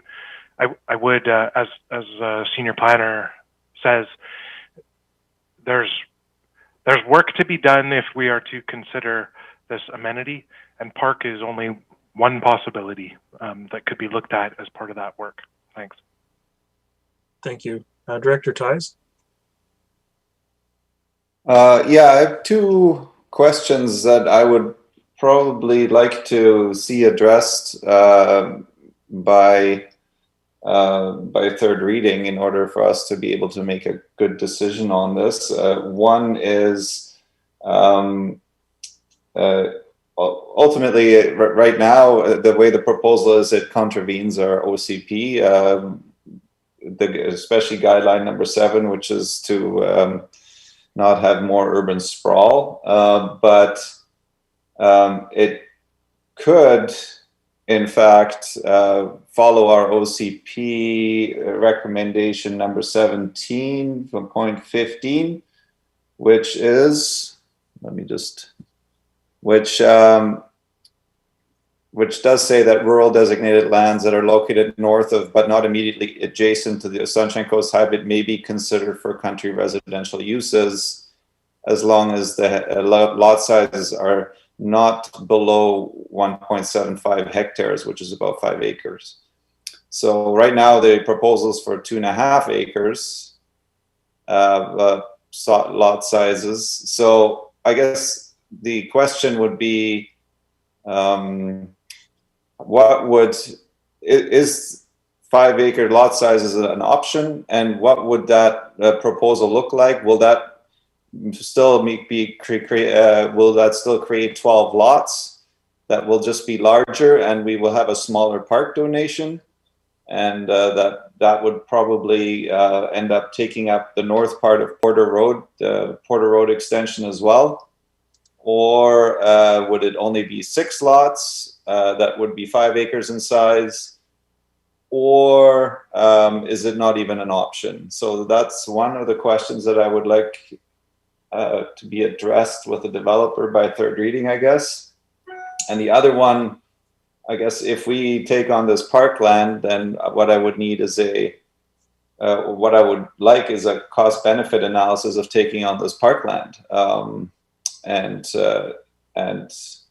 just to clarify as to what we would be taking on and whether and what the implications are, so that the board can make a decision. I love staff comments on what I have just said and whether all that is feasible. Thank you. Thank you, Director Ties. Of course, there have been multiple options laid out in here, including using part of the parcel for utilities. So it may not just be parkland. I will look to GM Hall, perhaps, because it's fairly high level items. Sure. Thanks, Chair. These are exactly the kinds of questions and ideas that the public hearing could gather input on. And just to be totally explicit about it, staff agree. Cost-benefit analysis would be good business practice, and we reference that in our notes on the top of page 176 with regard to a potential acceptance of an amenity contribution. Thanks. Great. Thank you very much. Director Hiltz. Thanks, Jerry. Following up on the land contribution. Yeah, so I'm interested if staff could just help me with some language. We have a community amenity contribution, we have a land gift, and we have a land donation. And they seem to be kind of all jumbled together. And because my understanding of an amenity contribution is to provide an amenity to the community to offset the impacts that a development will make. So I'm interested in the languages. The short way for me is this a community amenity liability or a contribution? That's ultimately kind of where my question is going. Thanks. Thank you. Mr. Seo? Thank you, Chair. So basically, all these terms mean the same thing. The community amenity contribution, CAC, is a commonly used term by municipalities to refer to any contribution that obtains through a planning application that help to offset the cost, for example, for infrastructure, for public recreation facilities, and so forth. And this is not a mandated contribution, and it has to be negotiated through the application process between the applicant and the municipality. So in general, is considered a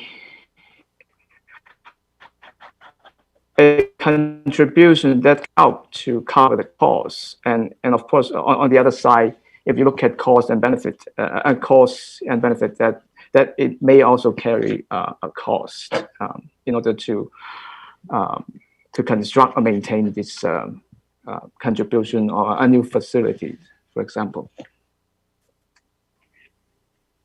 Thank you. Director Seegers. Thank you. So I see that the recommendations are suggesting that we move forward, and actually it doesn't say schedule the public hearing. It just indicates directors who would be the chair and alternate chair. What I'm hearing from directors, and this would be to staff, what I'm hearing from directors is they have questions about how this would move forward, what it would look like moving forward, etc. If we have a public hearing, after the public hearing, we can't have any additional information. So is the information request, or are the information requests that have come forward from directors sufficient that any information coming would come at the public hearing and be made available to directors prior to the public hearing? Because if it came after and it would impact the direction, we may need to go back and do a second public hearing. I'm just wondering, are we too soon in moving forward with a public hearing right now, given the questions I'm hearing? Thanks for that. Who would like to take that on from staff?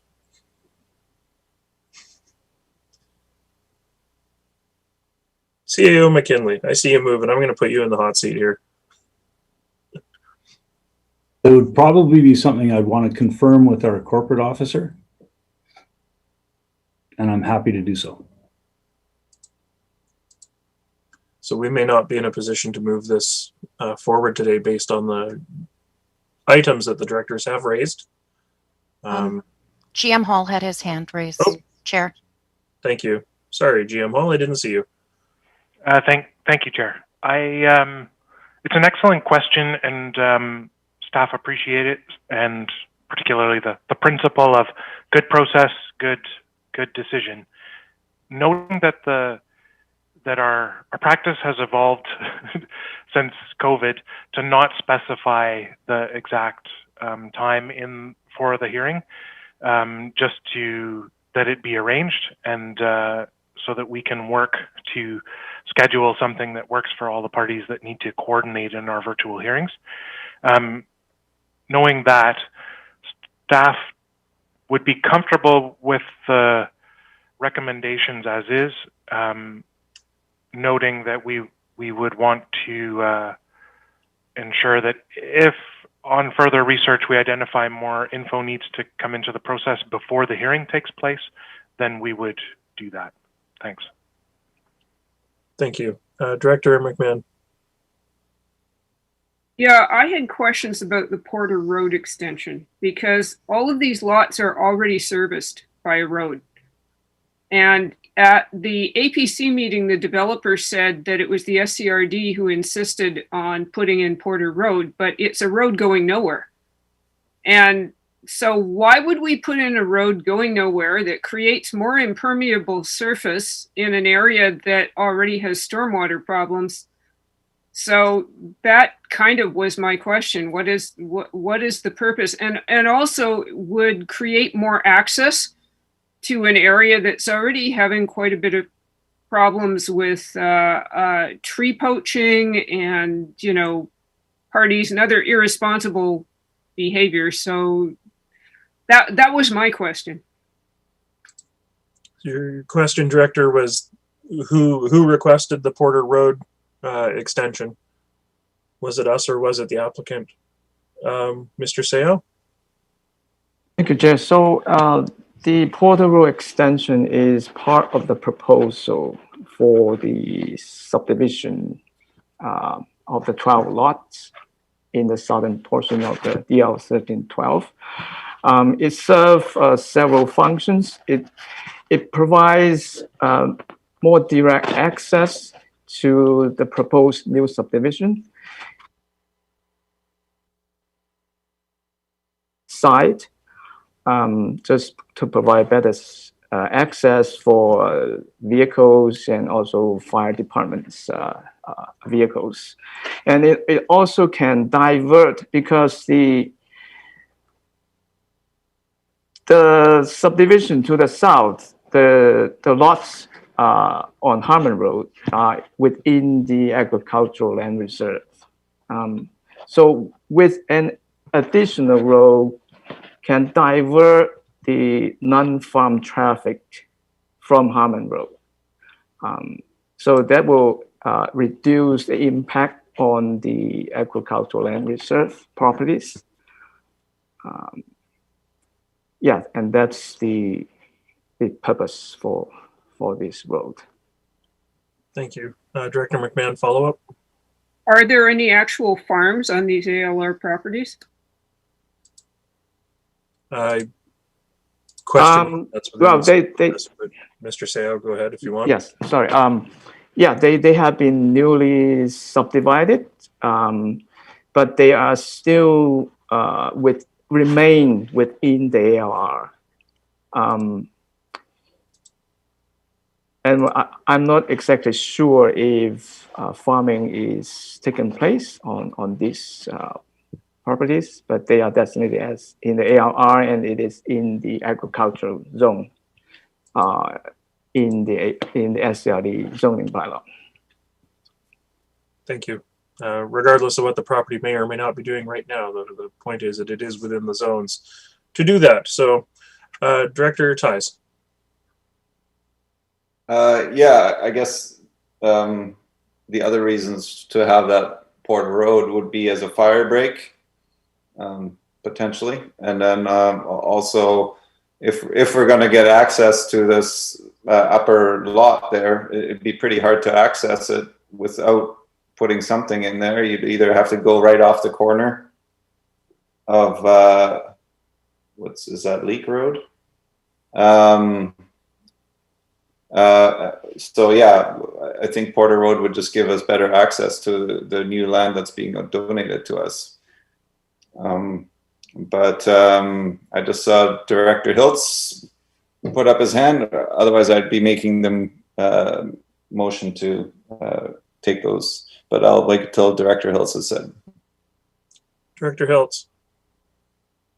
Well, it's Porter Road has caught my attention. Is it almost seems to run at cross purposes to the environmental values of this property that is to be donated. It's an ecologically sensitive parcel, and so by creating road access, will in turn diminish the ecological value of that. This is one of the things that was noted in the How Sound cumulative effects project. Is the more roads you put in, the more damage you have to watersheds, to wildlife, because more people go there. And so it does seem to contradict the intention of the donation of ecological safety, whereas we're providing more access, and there is already access right-of-ways going north-south on each side of the parcel. So do we want vehicle access rather than human access? So this is facilitating human access, and all of the other things like fire protection could also be brought in other ways, but it doesn't have to be vehicle access. So I do wonder about the value of the road, noting the ecological, environmental values of this land that we're apparently trying to protect. So it is one of these questions. And I think, as Director McMahon said, that this sounds like it's a proponent driven rather than SERD requesting it. So as I'm interpreting it. So it's another outstanding question. Thank you, Director Hiltz. I just do want to point out that, it's if we have the road allowance, it doesn't necessarily have to be developed either. It could be maintained as just an unmaintained road allowance.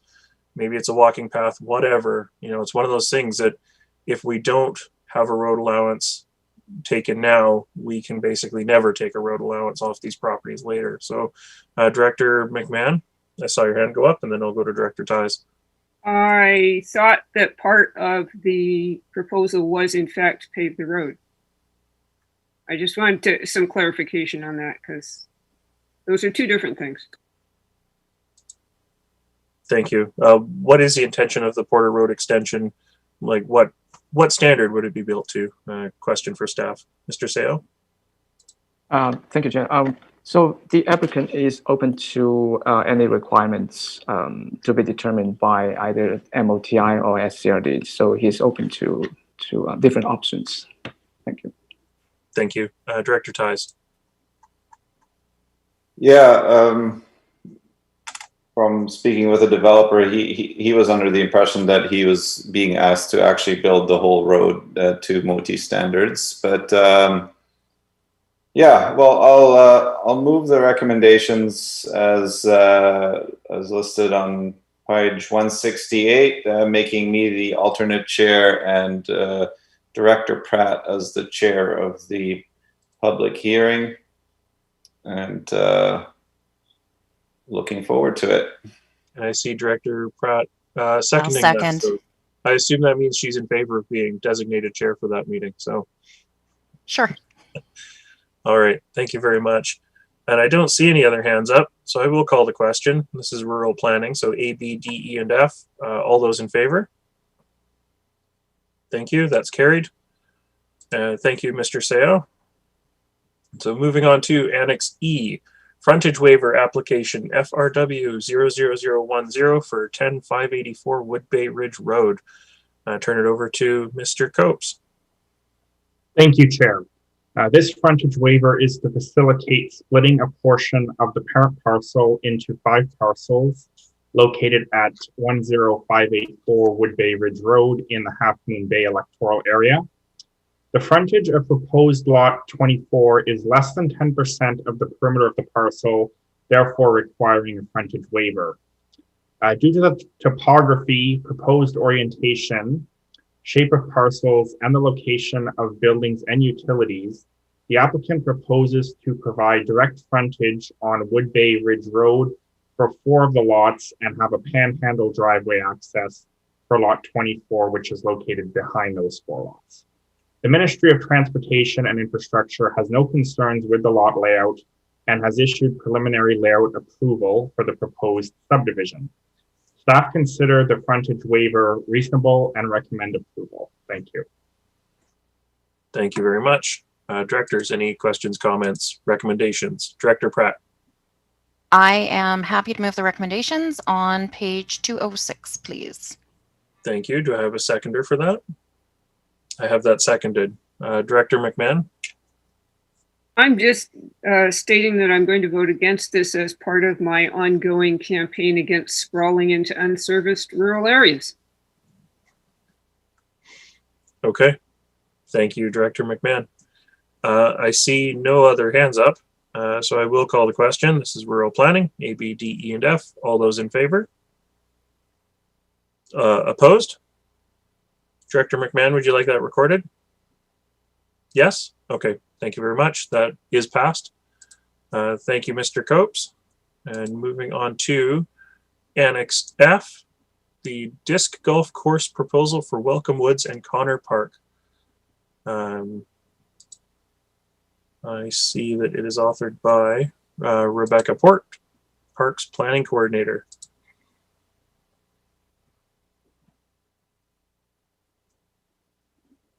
Thank you, Chair. At the June 27th, 2019 PCD Committee, SDRD Board resolved that SDRD work with the Sunshine Coast Disc Golf Association regarding a disc golf course proposal for Welcome Woods and Connor Park, and that staff report to a future committee with options and next steps. Staff then engaged with the Sunshine Coast Disc Golf Association and commenced on-site park inspections and public engagement. The purpose was to get a clearer sense of the suitability of and public interest in a potential disc golf course for the site. On July 9th, 2020, staff presented a public consultation report to the PCD committee summarizing the public engagement. For consideration, staff have prepared 2 options regarding the potential for disc golf within Welcome Woods and Connor Park. The first option, recommended by staff, is to not move forward with disc golf in these parks at this time. Through the investigative work done to date, various concerns regarding a potential disc golf course for this site were highlighted, including potential competing uses, ecological impacts, existing park issues, and a lack of comprehensive park plan for these parks. Prior to adding a new amenity, such as disc golf, it would be prudent to ensure that it fits within the long-term vision and management strategies for this area.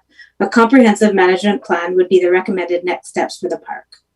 Option 2 involves a partnership and preparing a memorandum of understanding with the Disc Golf Association towards the development and stewardship of a course for Welcome Woods and Connor Park. If recommended by the committee, this would be followed by planning, budgeting, and implementation. Staff are not recommending option 2 at this time.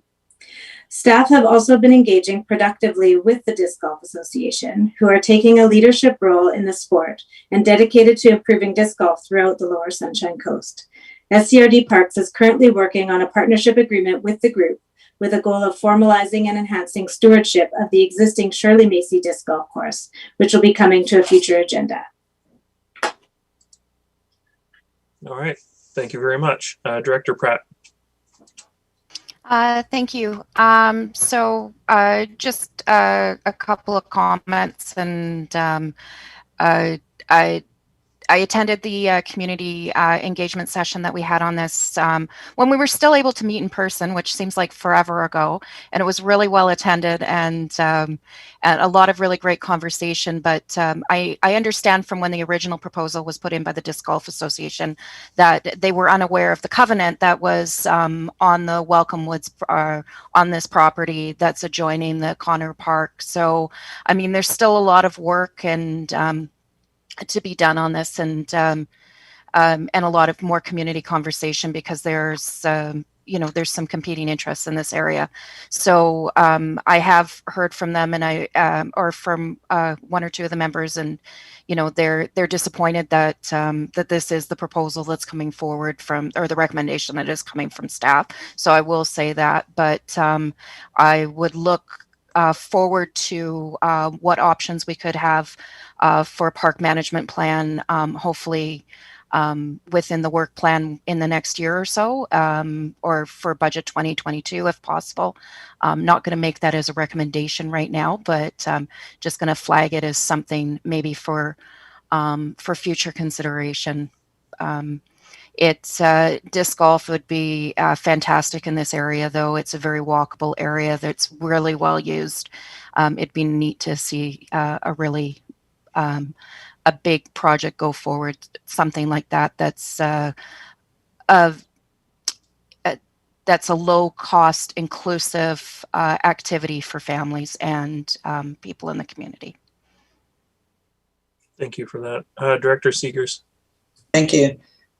I know that the disc golf course members or organization has actually approached a community forest as well about one of the locations in some of the area that the community forest is dealing with, and they are looking at how they can move something there forward. So it's not that it's not going to happen; it just may happen in a different location.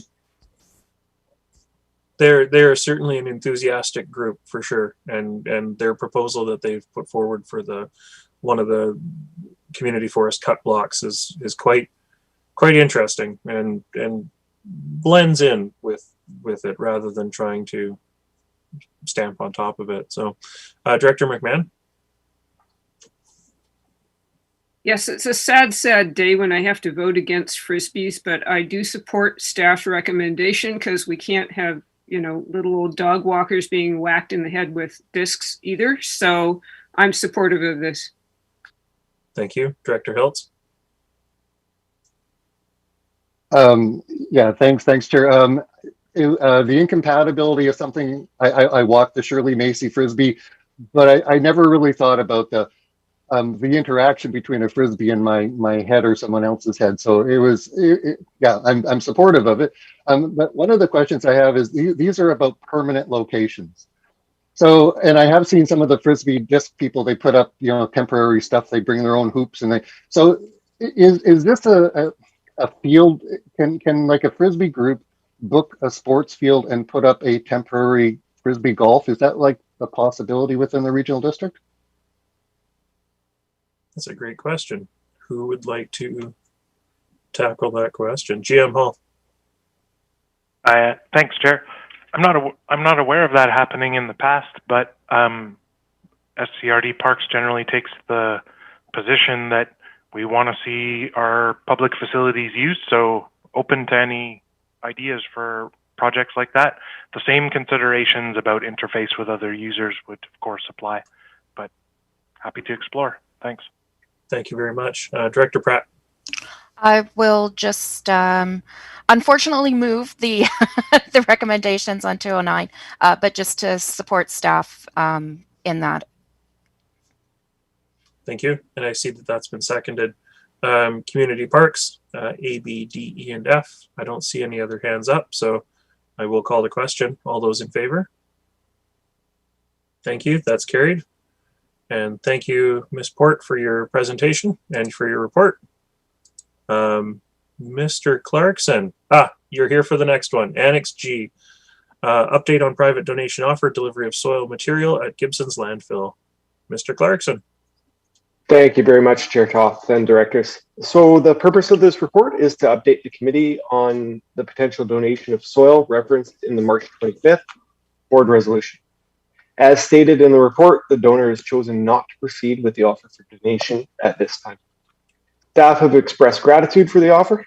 We've expressed appreciation for the donor's time and consideration and extended an invitation for further partnerships in the future. Thank you very much. Thank you very much. So this is receipt for information. Director Ties. Yeah, I'm disappointed. Now this soil is going somewhere else, unmonitored at all. So invasives could be flourishing somewhere else. I've got mixed feelings about this. I do appreciate that we don't want to be taking on invasives, but if we're going to be needing some fill at some point for a new pump track and such things, where are we going to get it from with the assurance that it won't have any invasives in it? So it's kind of stuck between a rock and a hard place, I think. With a whole lot of soil in between. Director Lee. Yes, my thoughts wandered to what Director Ties said. I was wondering, when we bring topsoil in for landfills, if we actually get that kind of a guarantee, even when we're paying for it. That's a great question. Does anybody have an answer to that? Go ahead, Mr. Clarkson. Thank you very much. And through the chair, assurance for negating the transfer of invasive pests and species comes at a cost. So you, as you know, you pay a premium for a load of clean fill. My experience has been, even at that premium, there's still a minimized risk. And invasives are always a potential for transfer, as well as a potential for deposit on site through things like birds depositing seeds as they fly over, watercourses bringing invasives into the area, those sorts of things. Thank you very much. Thank you. All right. I don't see, Director Lee. I just wanted to confirm that I think I heard the answer, and that is that we don't ever get a guarantee, even if we try and buy that kind of soil, that they will give us a 12-month warranty that there is no invasive species. I can't see us getting that kind of guarantee because it's impossible to tell where they come from. Correct. And through the chair, I don't think there'll be 100% guarantee on any soil that's put on site. Thank you. Director Hiltz. Yeah, thanks, Chair. It does expose this that it is an ongoing issue on the coast, and I'm not sure if the applicant or the donee is pursuing with the regional district discussions about how do we manage fill. I think one of the things that we'll start to do is when you're excavating, you can't just mix loads.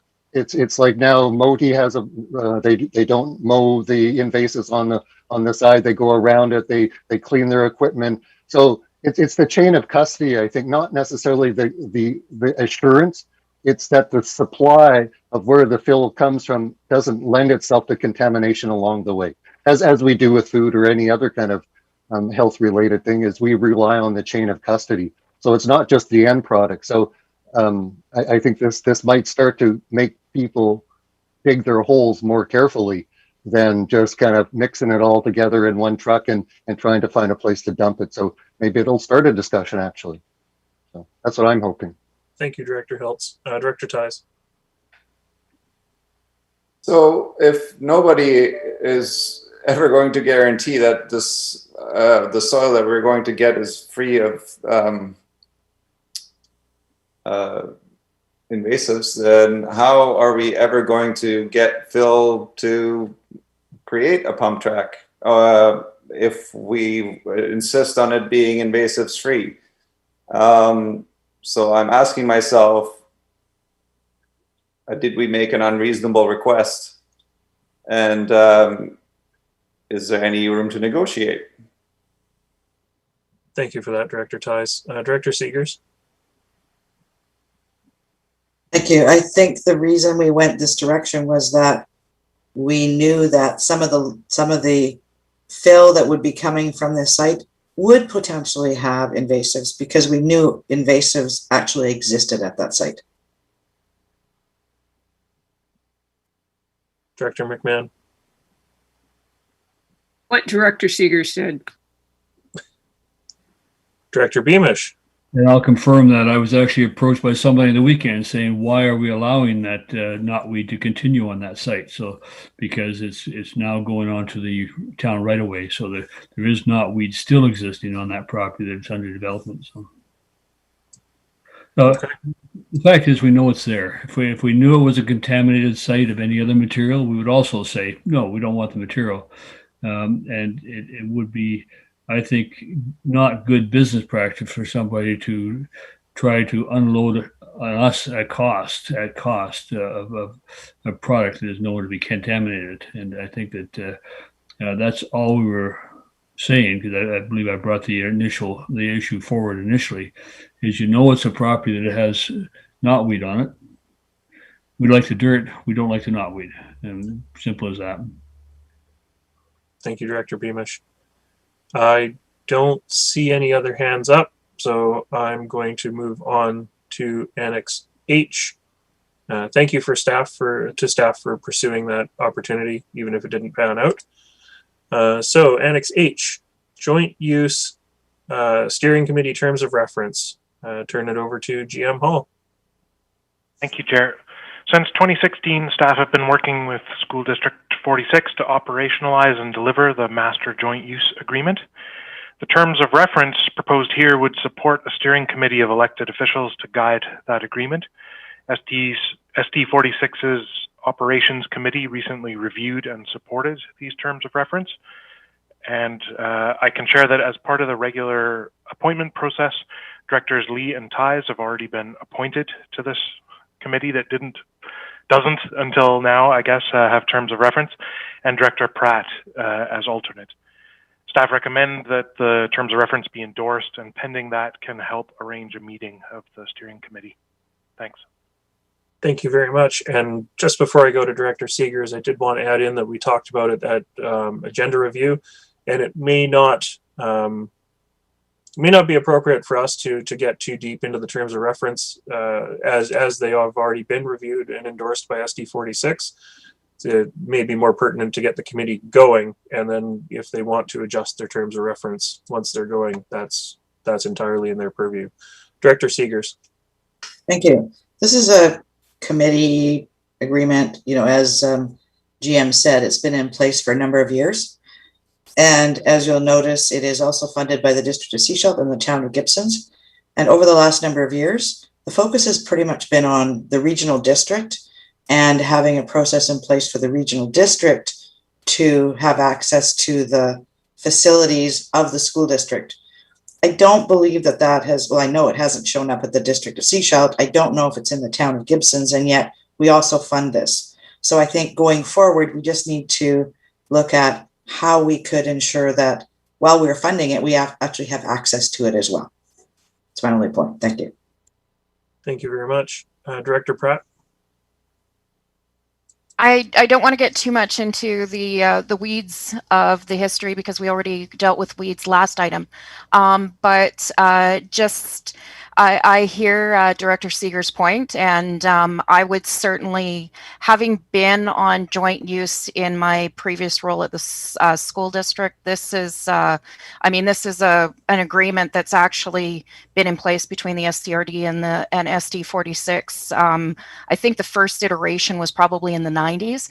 It's so there was a lot of work done on it, and there's been a lot of back and forth, and it would be great to have a larger involvement amongst, or a larger agreement, but just for expediency, I think that's probably something to take forward to the steering committee, or to the bring forward at the first meeting is adjusting those and bringing in the other governments, because there's definitely there's a good framework here, and it took a lot of work. I won't tell you how long and how many egos and needed to be set aside in order to make this agreement happen in the first place, because there's a very long history. But I would agree with Director Seegers that, yeah, it'd be good to have the district of Sechelt and the town of Gibsons in as an expansion of the terms of reference. But I don't necessarily think right now is the time to wordsmith that. But it should come forward as that. Thank you, Director Beamish. Yeah, I think I'd like to maybe see this as an interagency discussion, because frankly, when I look at item 4.8, meetings, that looking at staff having to prepare one more thing, I just don't have capacity. I mean, we asked for additional staff this year and we did not receive it.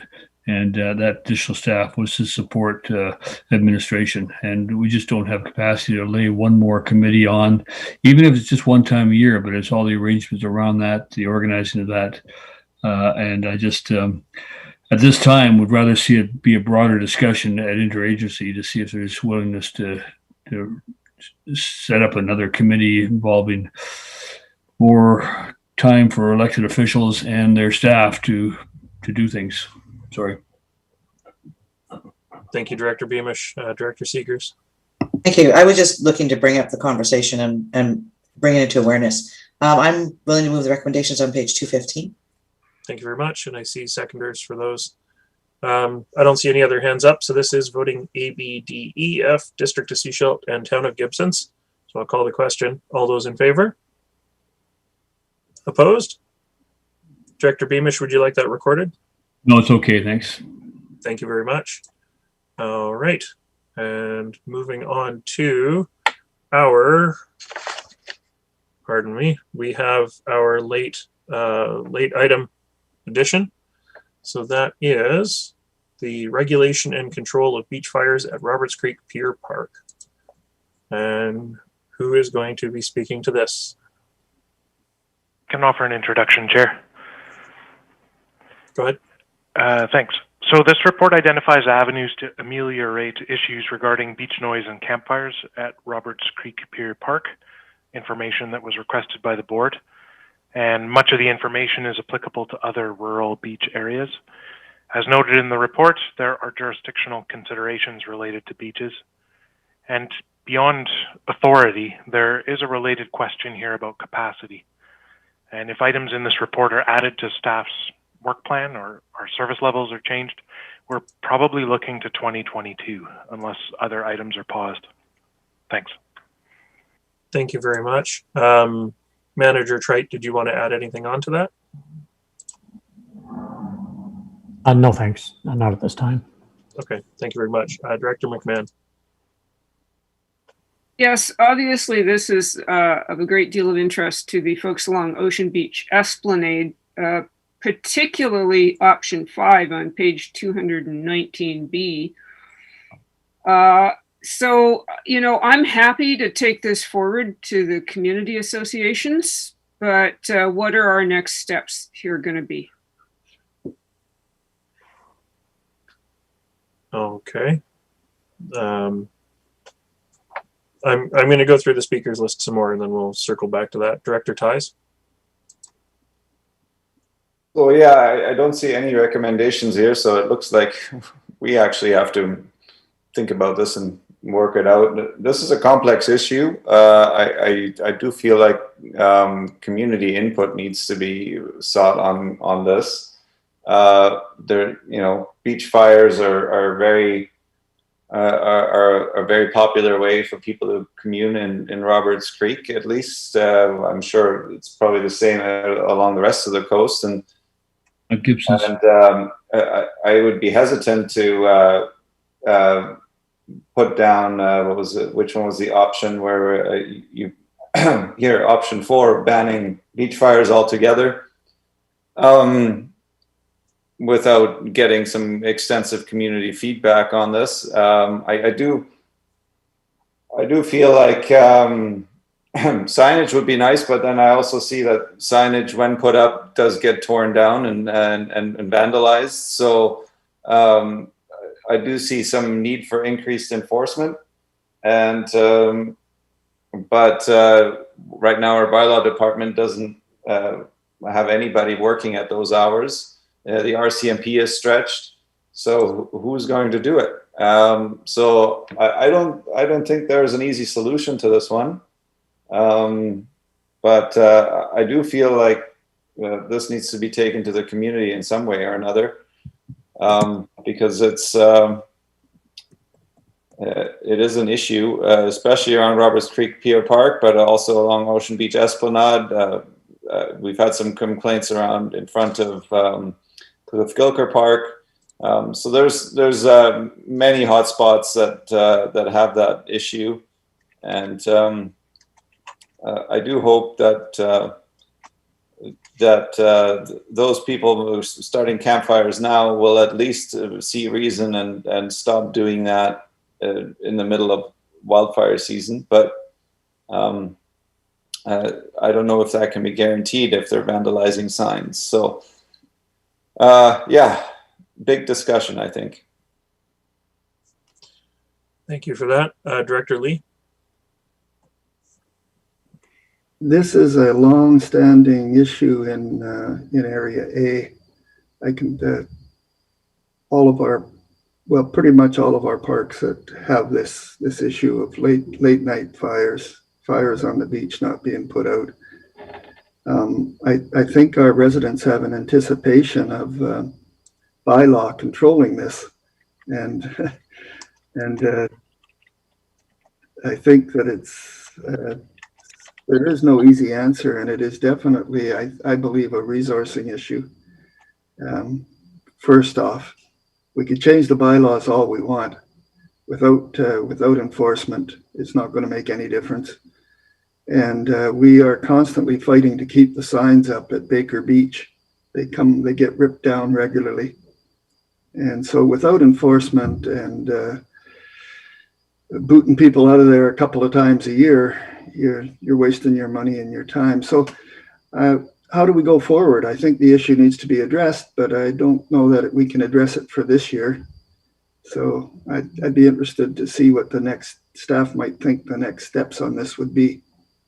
Because I like all these options all sound, looks like with this many options, we should be able to pick one that works, but I'm not sure that's the case.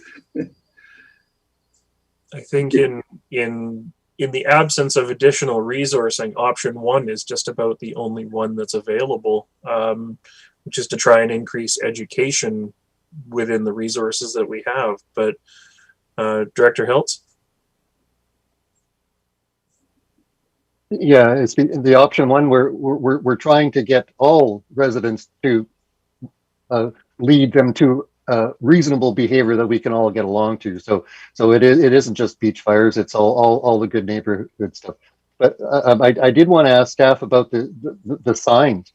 So and Director Lee mentioned the signs. So this is particularly targeting beach signs. Like, do other park signs, are they getting vandalized at this rate, or it is really targeted at the no fire signs? Is that as a park system in general? I don't know how much sign vandalism we receive. So is it specifically tied to the fire aspect, the the vandalism, the signs. Mr. Clarkson? Thank you very much for the question, and through the chair. In the instance of Roberts Creek Pier Park, the highest incidence of vandalism and removal of signs, unauthorized removal, typically occurs with the no fires signs that we have posted at all the major accesses to the beach. So there's 6 of them. If I recall correctly, 2020 alone, throughout the busy season, we were replacing approximately 6 signs per month. Thank you. Thank you. Director McMahon.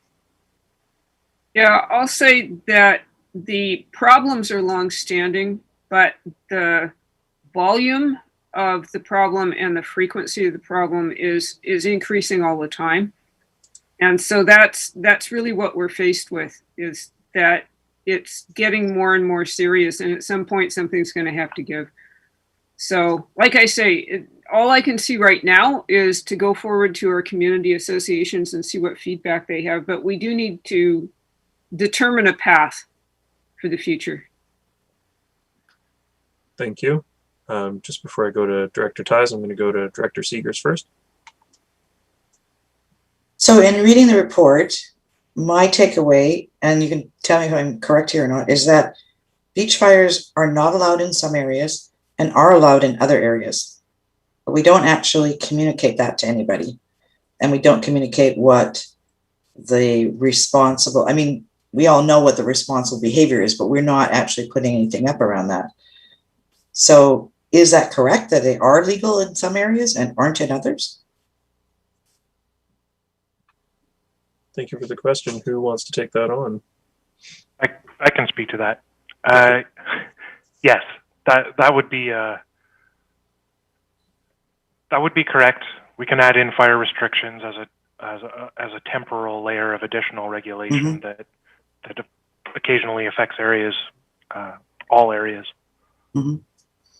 And do we have, sorry, go ahead. Oh, in terms of communication, other than seasonal press releases, such as the one we put out a little while ago with some illustrative photos accompanying, and signs, which, as our superintendent mentions, sometimes stay up in some locations. The director's comment is correct. Communication is limited. Thanks. Thank you. So I don't know where they're legal. You know what I mean? So if I see a sign, I mean, I'm just looking at somebody in the community. I see a sign that says no fires, no beach fires. I know that they're legal some places, don't know where they are, but I can't actually manage my behavior because I don't know where they're legal. So not that I do beach fires, but is that information that we could get out more widely to the community? Sounds an awful lot like option 3, to be perfectly honest. Director Ties? Well, first, I'd like to mention the comment that Director Beamish has put in the chat there. Is it possible to establish safe fire pits and enable use by permit at popular locations like it is done in provincial parks? I do think that some designated spots would be a good start along some of the beach accesses, so that at least people aren't lighting fires in random locations. That being said, they're supposed to be below the high tide line, so it means they will go away every time the tide comes up. So I do see the issue, but I do think that one of the things that hasn't been mentioned here yet is also that generally respectful members of the public do not go around vandalizing signs and light fires in places where they're not supposed to. I do agree that it isn't clear where around the Roberts Creek Pier Park you are allowed to light fires and where you aren't, because it does say no fires allowed. But then if you go 20 yards outside or a yard outside of the park boundary, which we don't know where it is, you are allowed to light a fire below the high tide line. So, so some clarity around, I don't know how that can be done, but some clarity around where they aren't allowed would be good. But I do think that one of the big issues that that is also part of this is mental health, homelessness, affordable housing, and people being pushed to the fringes, and that's where there's people congregating that. I do know that last year there was somebody there that had some mental health issues that was causing a lot of the disturbances. So this is a bigger problem. I do think in the long term that we should either ramp up bylaw enforcement and make sure that that's adequately policed, and that we need to up our education and be clear as to where and when beach fires are allowed. Even the high tide line is a sort of an ambiguous marker for setting a boundary, and so that makes it a little bit difficult to even look at and enforce that as well. So, yeah, just my thoughts. There's an added component here, which I don't know if the rural directors would be interested in looking at, which is to expand this conversation by referring it out to the APCs and the community associations, just for that extended conversation to sort of determine. We may find that there is no one size fits all. We can't apply option 2 across the whole coast. Director McMahon? Sure, expand this even further. Thank you so much. I have a meeting tomorrow night with the Ocean Beach Esplanade neighborhood folks, and I just want to be really clear that the SCRD is unable to resource either option 1 or option 3 this year. Is that the case?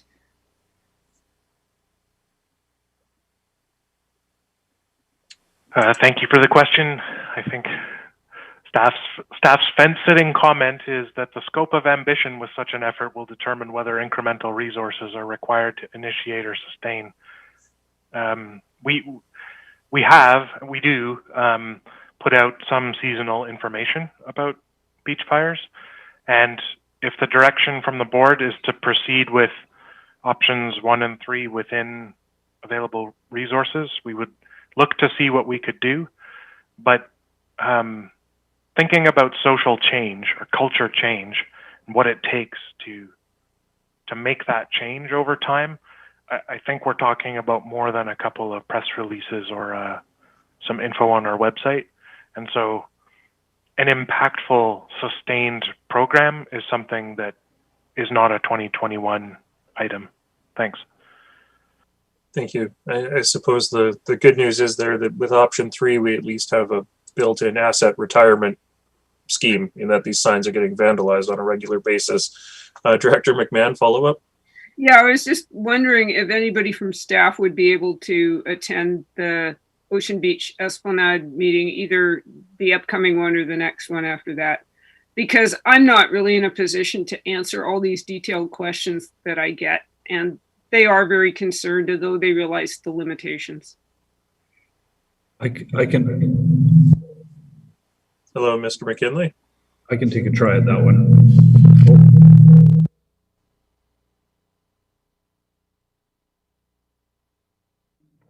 There you go. I can take a try at that one. Apologies. If you let me know the time, Donna, I can try to be there. Director Lee. Thank you, Chair. I was making some notes, and it looks to me like we might want a combination of these various options. That's off the top of my head. I mean, we talk about adding a contractor. We talk about controlling the foreshore in front of our parks so we control fires there. We talk about expanding bylaw enforcement, and I think we need to do more study, and I don't think we're going to have time to do it this year. I think it's something that if we do anything, we might be able to address it before next summer, because this occurs during the summer. That's when it's really at its peak. And so I think somehow we need to continue the discussion, but not at the detriment of any projects we got on the go right now. We need to figure out how to get the discussion into the workload, is my thought on it. Perhaps if we referred it out to our APCs for comment, it would delay the need to actually make decisions, which is okay, but that's about what we would do. So my thoughts are maybe we need a motion saying, let's look at it and see if we can get it in our work plan for next year. Not a motion yet, though, just a thought. Thank you, Director Lee. Director Ties. Yeah, well, I'm wondering whether we should try to assemble a motion, and of course, I'm infamously capable of that. I do think that we should kind of put it out to the public that there is an option 4, and that if people are not going to be respectful and are not going to be following safe guidelines for having beach fires, that might need to be implemented. But it certainly isn't. I don't think that's where we're headed right now. So I would like to explore options 1, 2, and 3 with appropriate type of timelines set by staff as to when that capacity might actually be able to be implemented. But yeah, that's that's what I've heard from the comments so far. Director Ties, did you want to consider referring it out to APCs first for feedback from additional members of the community that are already engaged? Sure. We could do APC, and if the APCs are involved, please refer it out to my OCPC as well. Okay. Is that a motion, Director Ties? I think so, and I will.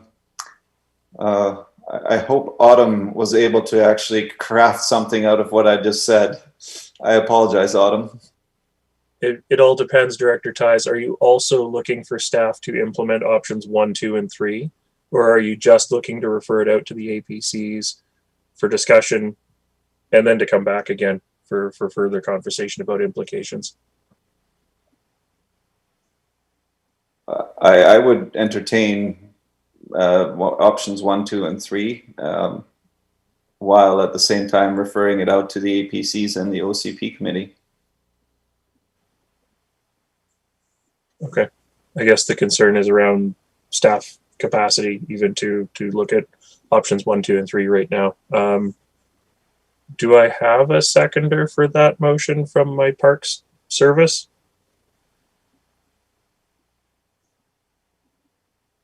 Looks like can I just not. ask a point of order first before I choose to second that or not? I'm just wondering if this kind of referral actually fits with our APC's terms of reference.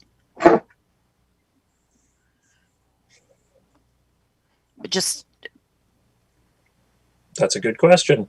GM Hall. I am looking up the terms of reference as quickly as I can, but I believe that the wording is something to the effect that planning matters planning matters that are of interest to directors. I believe it is fairly inclusive. So if one considers that there are air quality aspects, it doesn't seem totally out of bounds. Thank you.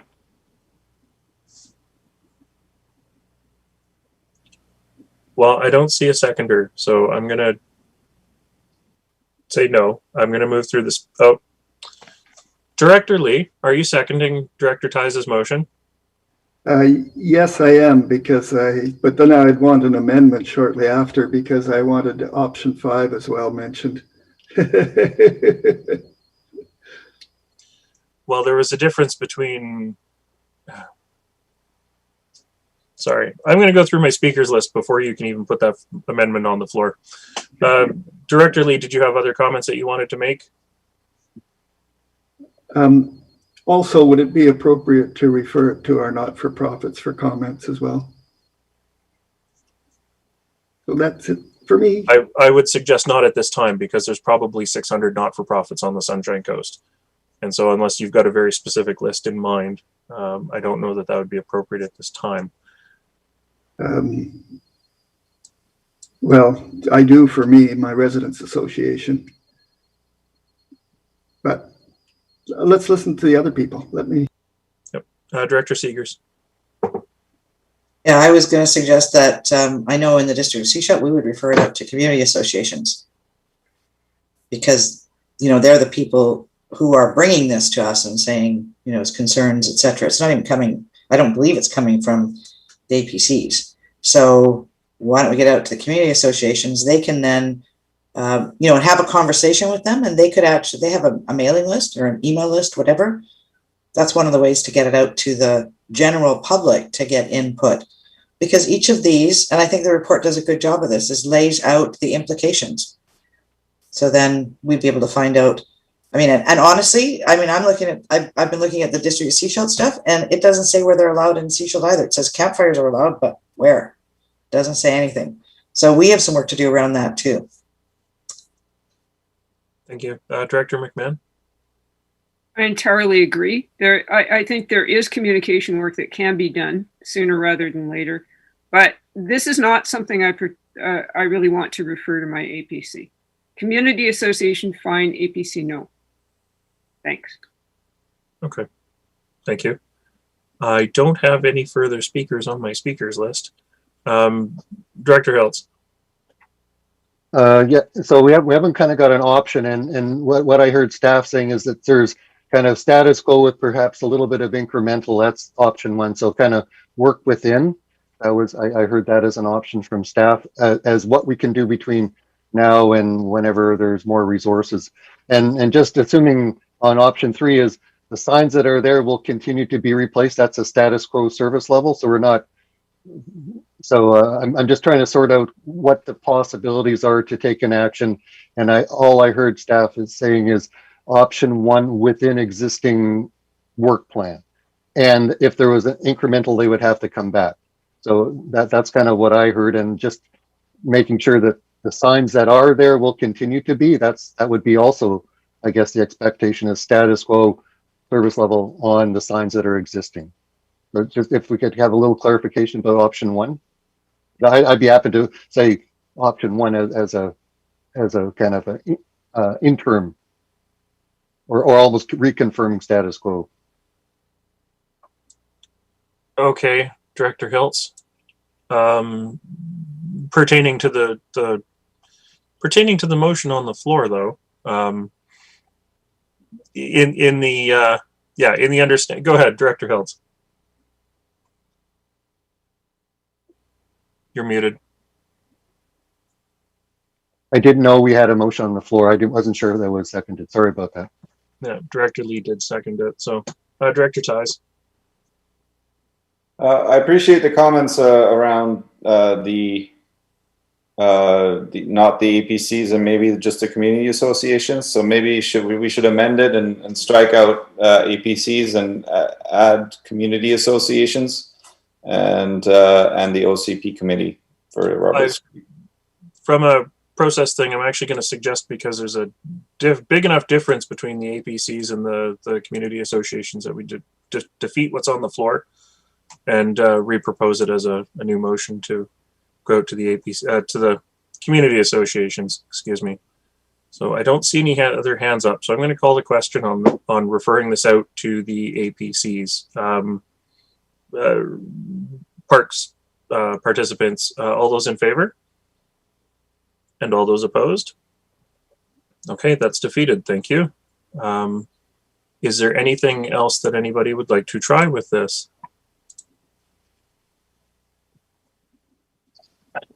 Director Hiltz? I'm just interested in option one, right? That seems to be the closest thing that within resources. So I do need some clarification if that's what staff is saying, that this is possibly doable. Option one. Okay, GM Hall. Thank you, Chair. So there are options with numbers in this report. I think there's also we could add a lens of the how vigorously an approach is directed for any one of these. So for options 1, 2, and 3, well, probably all of them, but limiting it to the ones that the director is asking about. Options 1 and 3, limited progress within available resources could be made. You know, we can look to reissue materials that have already been developed as a press release before key holidays. We can replicate existing signs subject to our signage budget. That's likely achievable. And if the direction is make it happen within existing resources, then staff would endeavor to do that. To do these things at a higher level is an incremental resource issue, which probably at this stage in the year and given the work plan probably means 2022. And when I say that, I'm thinking a new campaign, dedicated staff hours, testing different signs to see how effective they are, and consistent deployment. Like that scale of work is not capable. We're not capable of delivering it this year. Thanks. Thank you. So if directors were interested in moving something forward right now, a recommendation could read something like that staff explore option 1 and option 3 within the existing resource levels and work plans as appropriate. And that if there's any further appetite, then say option 2 could be considered as part of the 2022 budgeting process. Seeing a nod. Director Sure. Seegers? Yeah. I would like to see a recommendation come forward. I can't make it, but I'd like to see a recommendation forward that this report be referred to the community associations and that the directors attend a community association meeting to engage in conversation about this and get some feedback to help inform further direction. At this point, I don't believe staff have the capacity to do anything on this. And I don't feel right putting it on them. That's perfectly fair. And I look to my rural directors. I have several of them with their hands up now. So hopefully somebody will make a motion for me. Director Lee. How about that option 1 be action now, providing staff resources are available, and that the report be referred to our APCs and community associations for their consideration and comments, and that staff consider a project for inclusion in our 2022 budget process. Sorry, Director Lee, did I hear you say APCs again? Yes. For, I'm open to comments, but I was listening to Director's ties, so I'd take my lead if he would be comfortable if I scratched APCs out. I would encourage you to scratch APCs from that at this time. Done. Perfect. Thank you, Director Lee. I have a motion. Would somebody like to second that motion? I see a seconder. Thank you, Director Hiltz. Director McMahon? Generally, yeah, I could support this. I wonder if we need a motion to tell ourselves to go to our community associations, just procedurally. It's our prerogative. If we want to tell ourselves what to do, then we should be allowed to tell ourselves what to do. I mean, you're looking to have this specific report referred to them. So, you know, this does provide some accountability both for us and for the community associations, knowing that they have received it. Director Pratt. Thanks. Yeah, I think this is one because this is going to have to be a bit more director-led at this point, but I would also like to add an amendment that the Half Moon Bay Environmental Society be added as well. Okay. Do I have a seconder for that? I do have a seconder for that. Okay. I don't see any other hands up, so I'll call the question on Director Ties. I would like my OCP committee added. Except I already have an amendment on the floor, so let's deal with Director Pratt's amendment first. All those in favor of the amendment? That's carried. Thank you very much. Director Ties? All right, I'll add the amendment of adding my OCP committee as well. Thanks.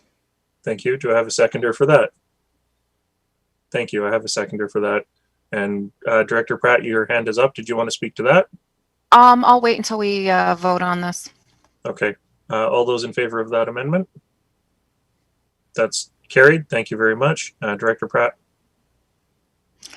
So just to clarify, directors will be taking this themselves and referring this themselves to their individual associations or multiple associations in the cases of some areas, but we'll be taking care of this ourselves for the referral piece, or are we asking staff to take care of that?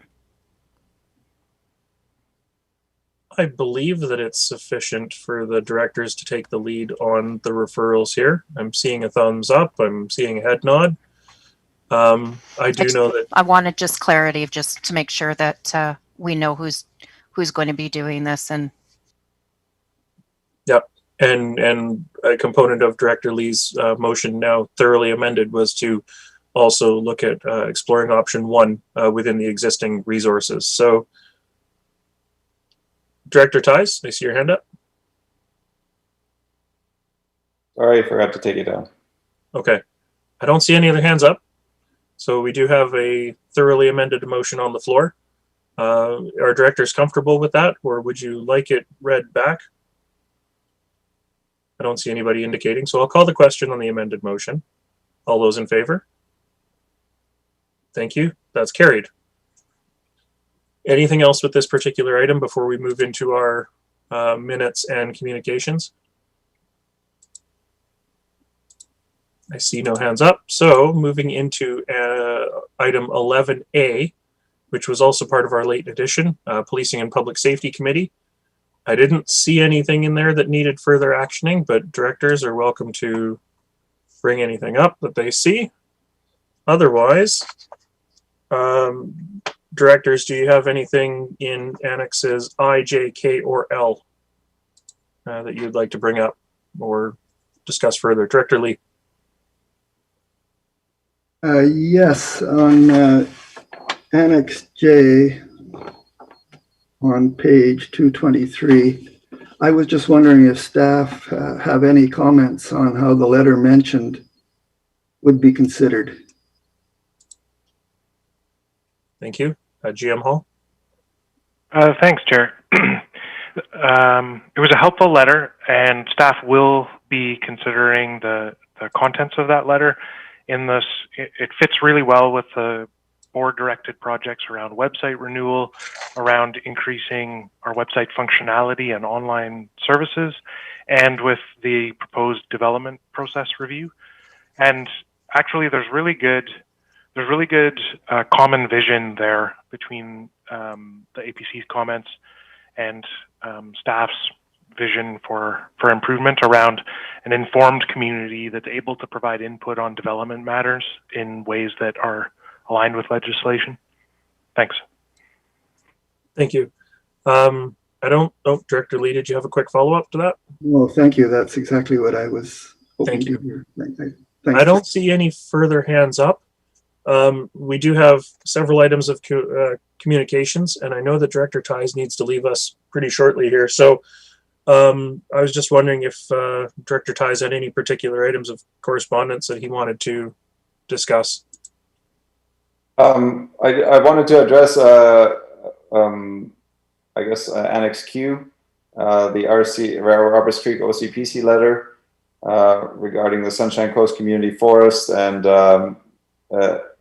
now that we have the APC agenda in hand for Area D, that letter has been addressed sufficiently, and so there's no concerns that come out of that letter at this point in time. And I think that's all I need to say about that one. Thanks. Okay, thank you very much. Directors, are there any other items of correspondence? Director McMahon. I simply wanted to say that I was really unimpressed, frankly, with the trail strategy report. There were only 233 respondents to that survey from across the entire province, which works out to less than 2 people per each municipality and regional district. So that doesn't strike me as a really deep dive into our trail situation. Just saying. Okay. Director McMahon, I see your hand up again. Thank you. Director Lee. Yes, I'm just trying to get my act together here. It's Annex M on Dan Bosch Park.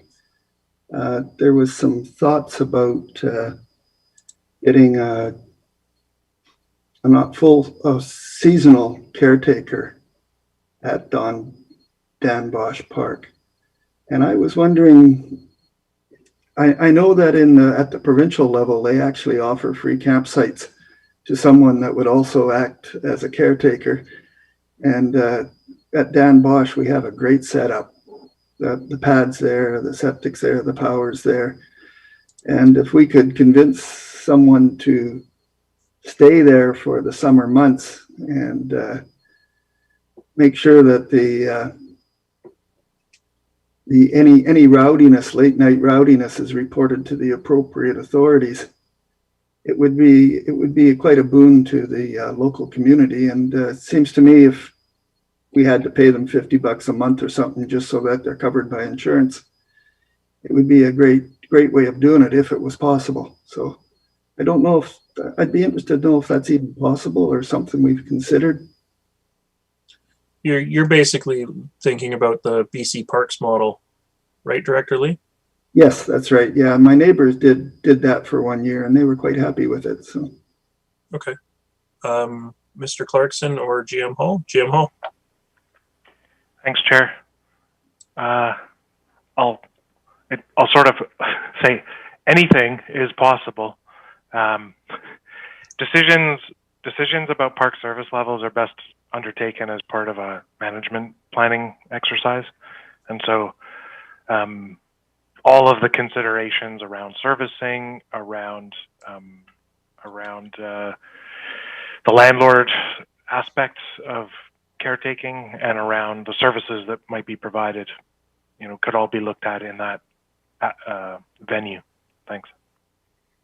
Thank you. And certainly it would be far too late to do anything about it this year. So the question is whether it's something that can be incorporated as we go and as we look at management plans, or whether it's something that staff could consider as part of 2022 budget process if there was a small insurance lift or something like that required to facilitate it. But Director Lee, I see you're unmuted. So did you have further comment?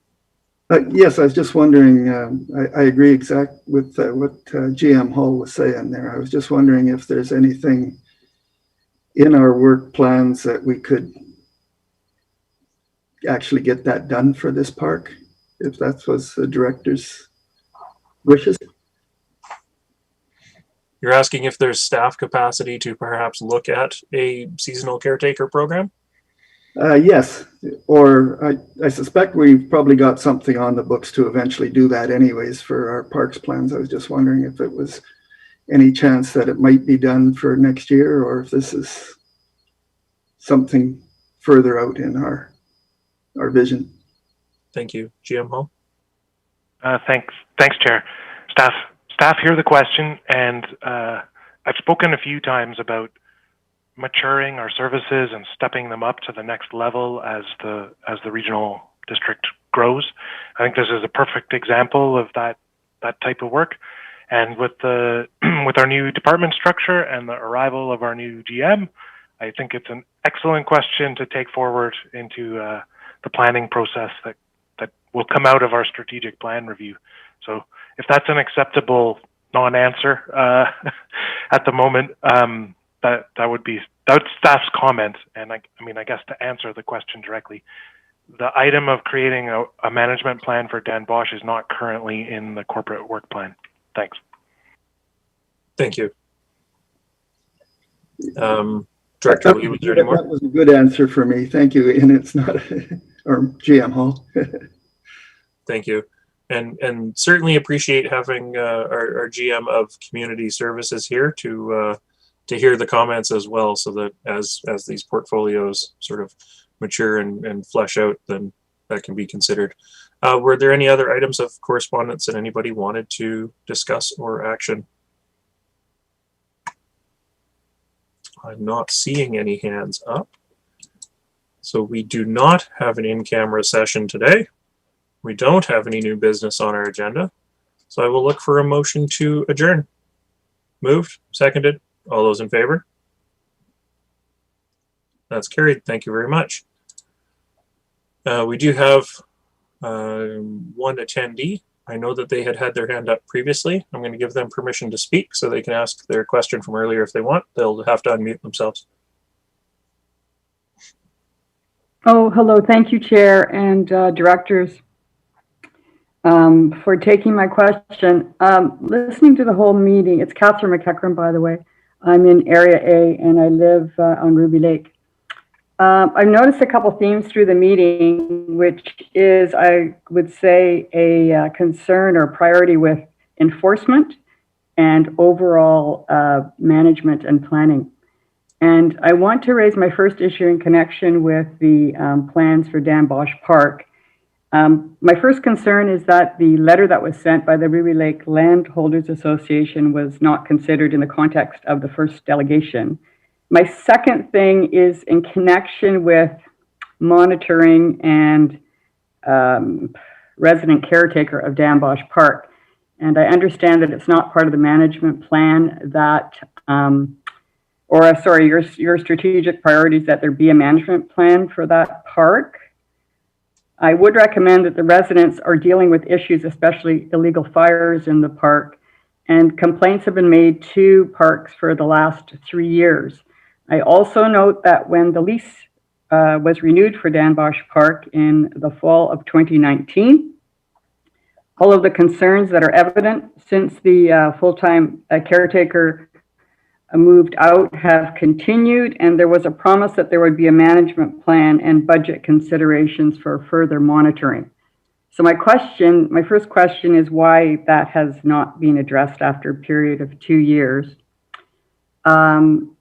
Secondly, we as residents who deal with these matters sometimes in the middle of the night, we want to know, obviously this isn't being heard or believed, so I would like to know what evidence we can provide to you to have this matter addressed.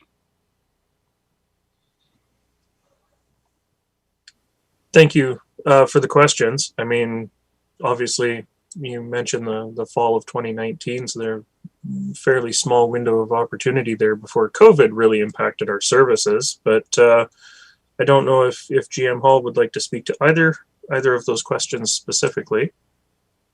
Unfortunately, with the protective services and bylaw enforcement and what have you, that we may have to take an answer for you offline, because we don't have our manager of protective services with us in the meeting anymore. But GM Hall, did you have anything you wanted to say on the first part?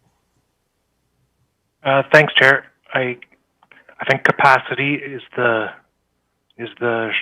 simple answer, and staff would note that several times in this meeting, limits of capacity have come up in terms of increasing amenity, addressing enforcement, etc. And certainly that was a theme that came up through the review of the strategic plan. And so knowing that management planning for parks is one of those areas where progress is being sought in a number of areas, this is something we can look at as we go forward. Thanks. Director McMahon? Yeah, I'm hearing very similar concerns from the folks along Ocean Beach, Esplanade, and Elphinstone. But it's everywhere, particularly in the last year and a half. There's been so much increased usage of all the parks and trails that we're reeling. It is very, very difficult to deal with this. We're also dealing with areas where we don't necessarily have jurisdiction. Not so much with Danbosch Park, but with the other areas. So it's a really big challenge right now. That's all I can add. As for, in terms of evidence, pictures, notes, keeping logs of when something's happening, knowing that, like submitting that information to bylaw, recognizing that bylaw availability can be difficult, also submitting that information to the RCMP. Perhaps they can add a patrol up in that area if they know that there's particular times or particular days that are being problematic.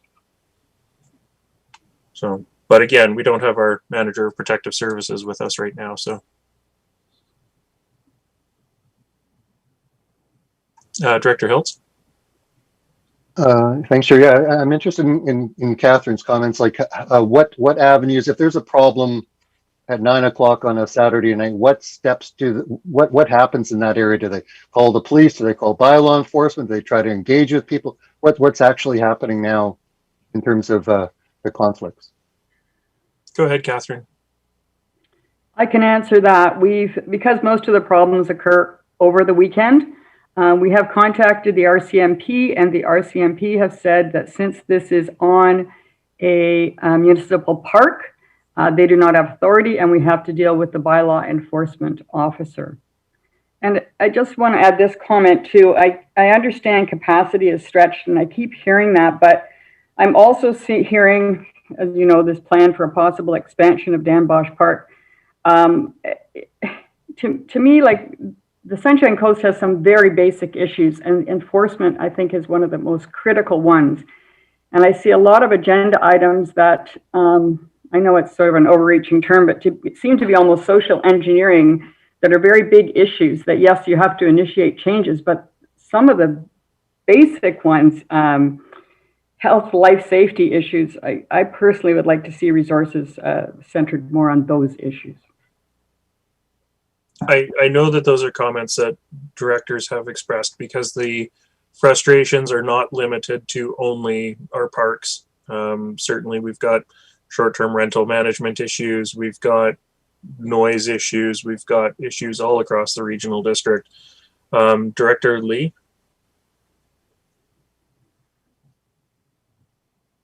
Yes, thank you. The frustrations Catherine is expressing here is, I've heard very similar ones to that at Baker Beach as well. And I know it's not fair when we don't have our bylaw enforcement officer here to help us, but I know that we've approved a senior bylaw officer to try and help us, and we've also got changes to the contract so that we can work the bylaw officers on the weekend. So we might have a little help coming, but I don't know. It's not fair to say we're going to fix anything right this year, because that's well, it's a plan. I don't know the exact plan. And as Director Toth was saying, we have a lot of problems. We have the noise bylaw problems with short-term rentals. We have the fire problems on the beach. We have the late night parties. I don't know if we will ever have enough enforcement. And to send our bylaw officer on a noisy party late at night by himself is a recipe for disaster. So we have to have backup in the form of a police officer when we go. And Pender Harbor is a long way from Sechelt, which is where most of this originates from. So I would like to think that something's going to change in a big hurry here, but I don't know. We got some challenges. Anyway. I'm a little bothered to hear that the RCMP are not interested in responding because, you know, they don't see it as a jurisdictional issue for them. So that may be something worth following up with, but Director This Lee? last year, I followed up with Staff Sergeant Hallam. And in fact, they did make some extra visits to Baker Beach and were ready. And when it happened, they showed up and it did make a difference. So I believe that Staff Sergeant Hallam is making a difference on the answer you'll get when you phone in a complaint. But still, even the RCMP have to organize 2 officers to respond, and all the way to Pender. It's not something they do lightly. So I'm just talking about how tough it is, and pretty good excuses, but it's just excuses. Yeah, this sounds like a great conversation to continue over at the policing committee, which is also a public meeting. Do we have the date for the next policing committee set already? I look to directors and staff because I don't have that handy. But Director McMahon? July 15th, 2 o'clock. July 15th at 2 o'clock. So it's definitely something we should take up at the policing committee. I would encourage you, Catherine, if you're able to attend, or if someone's able to attend, to attend and bring up those concerns again and directly with the RCMP representative who's at that meeting. We should have referred that report to the policing committee. The beach fires report.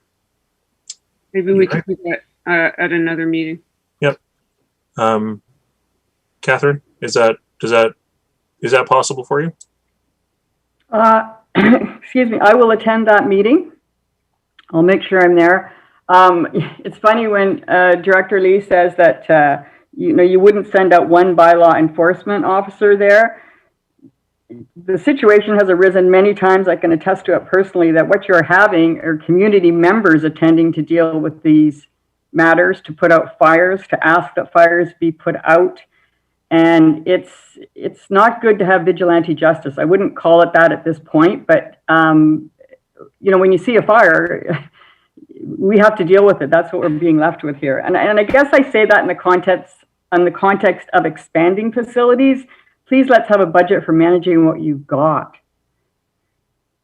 Certainly. And thank you for those comments. When we talk about not being able to send one person out, it's a work safe issue. It's a contract issue. It's not a, can John deal with a beach fire by himself? Probably. But, contractually and work safe related, dealing with stuff at night on weekends, we're not allowed to. So, okay. Thank you for your questions. Thank you for staying with us for the entire meeting in order to ask your questions. My apologies that we don't really have a process for me to allow you to ask your questions right at the appropriate time of the meeting. So thank you. Thank you, Catherine. And thank you everybody for being here today. Yeah.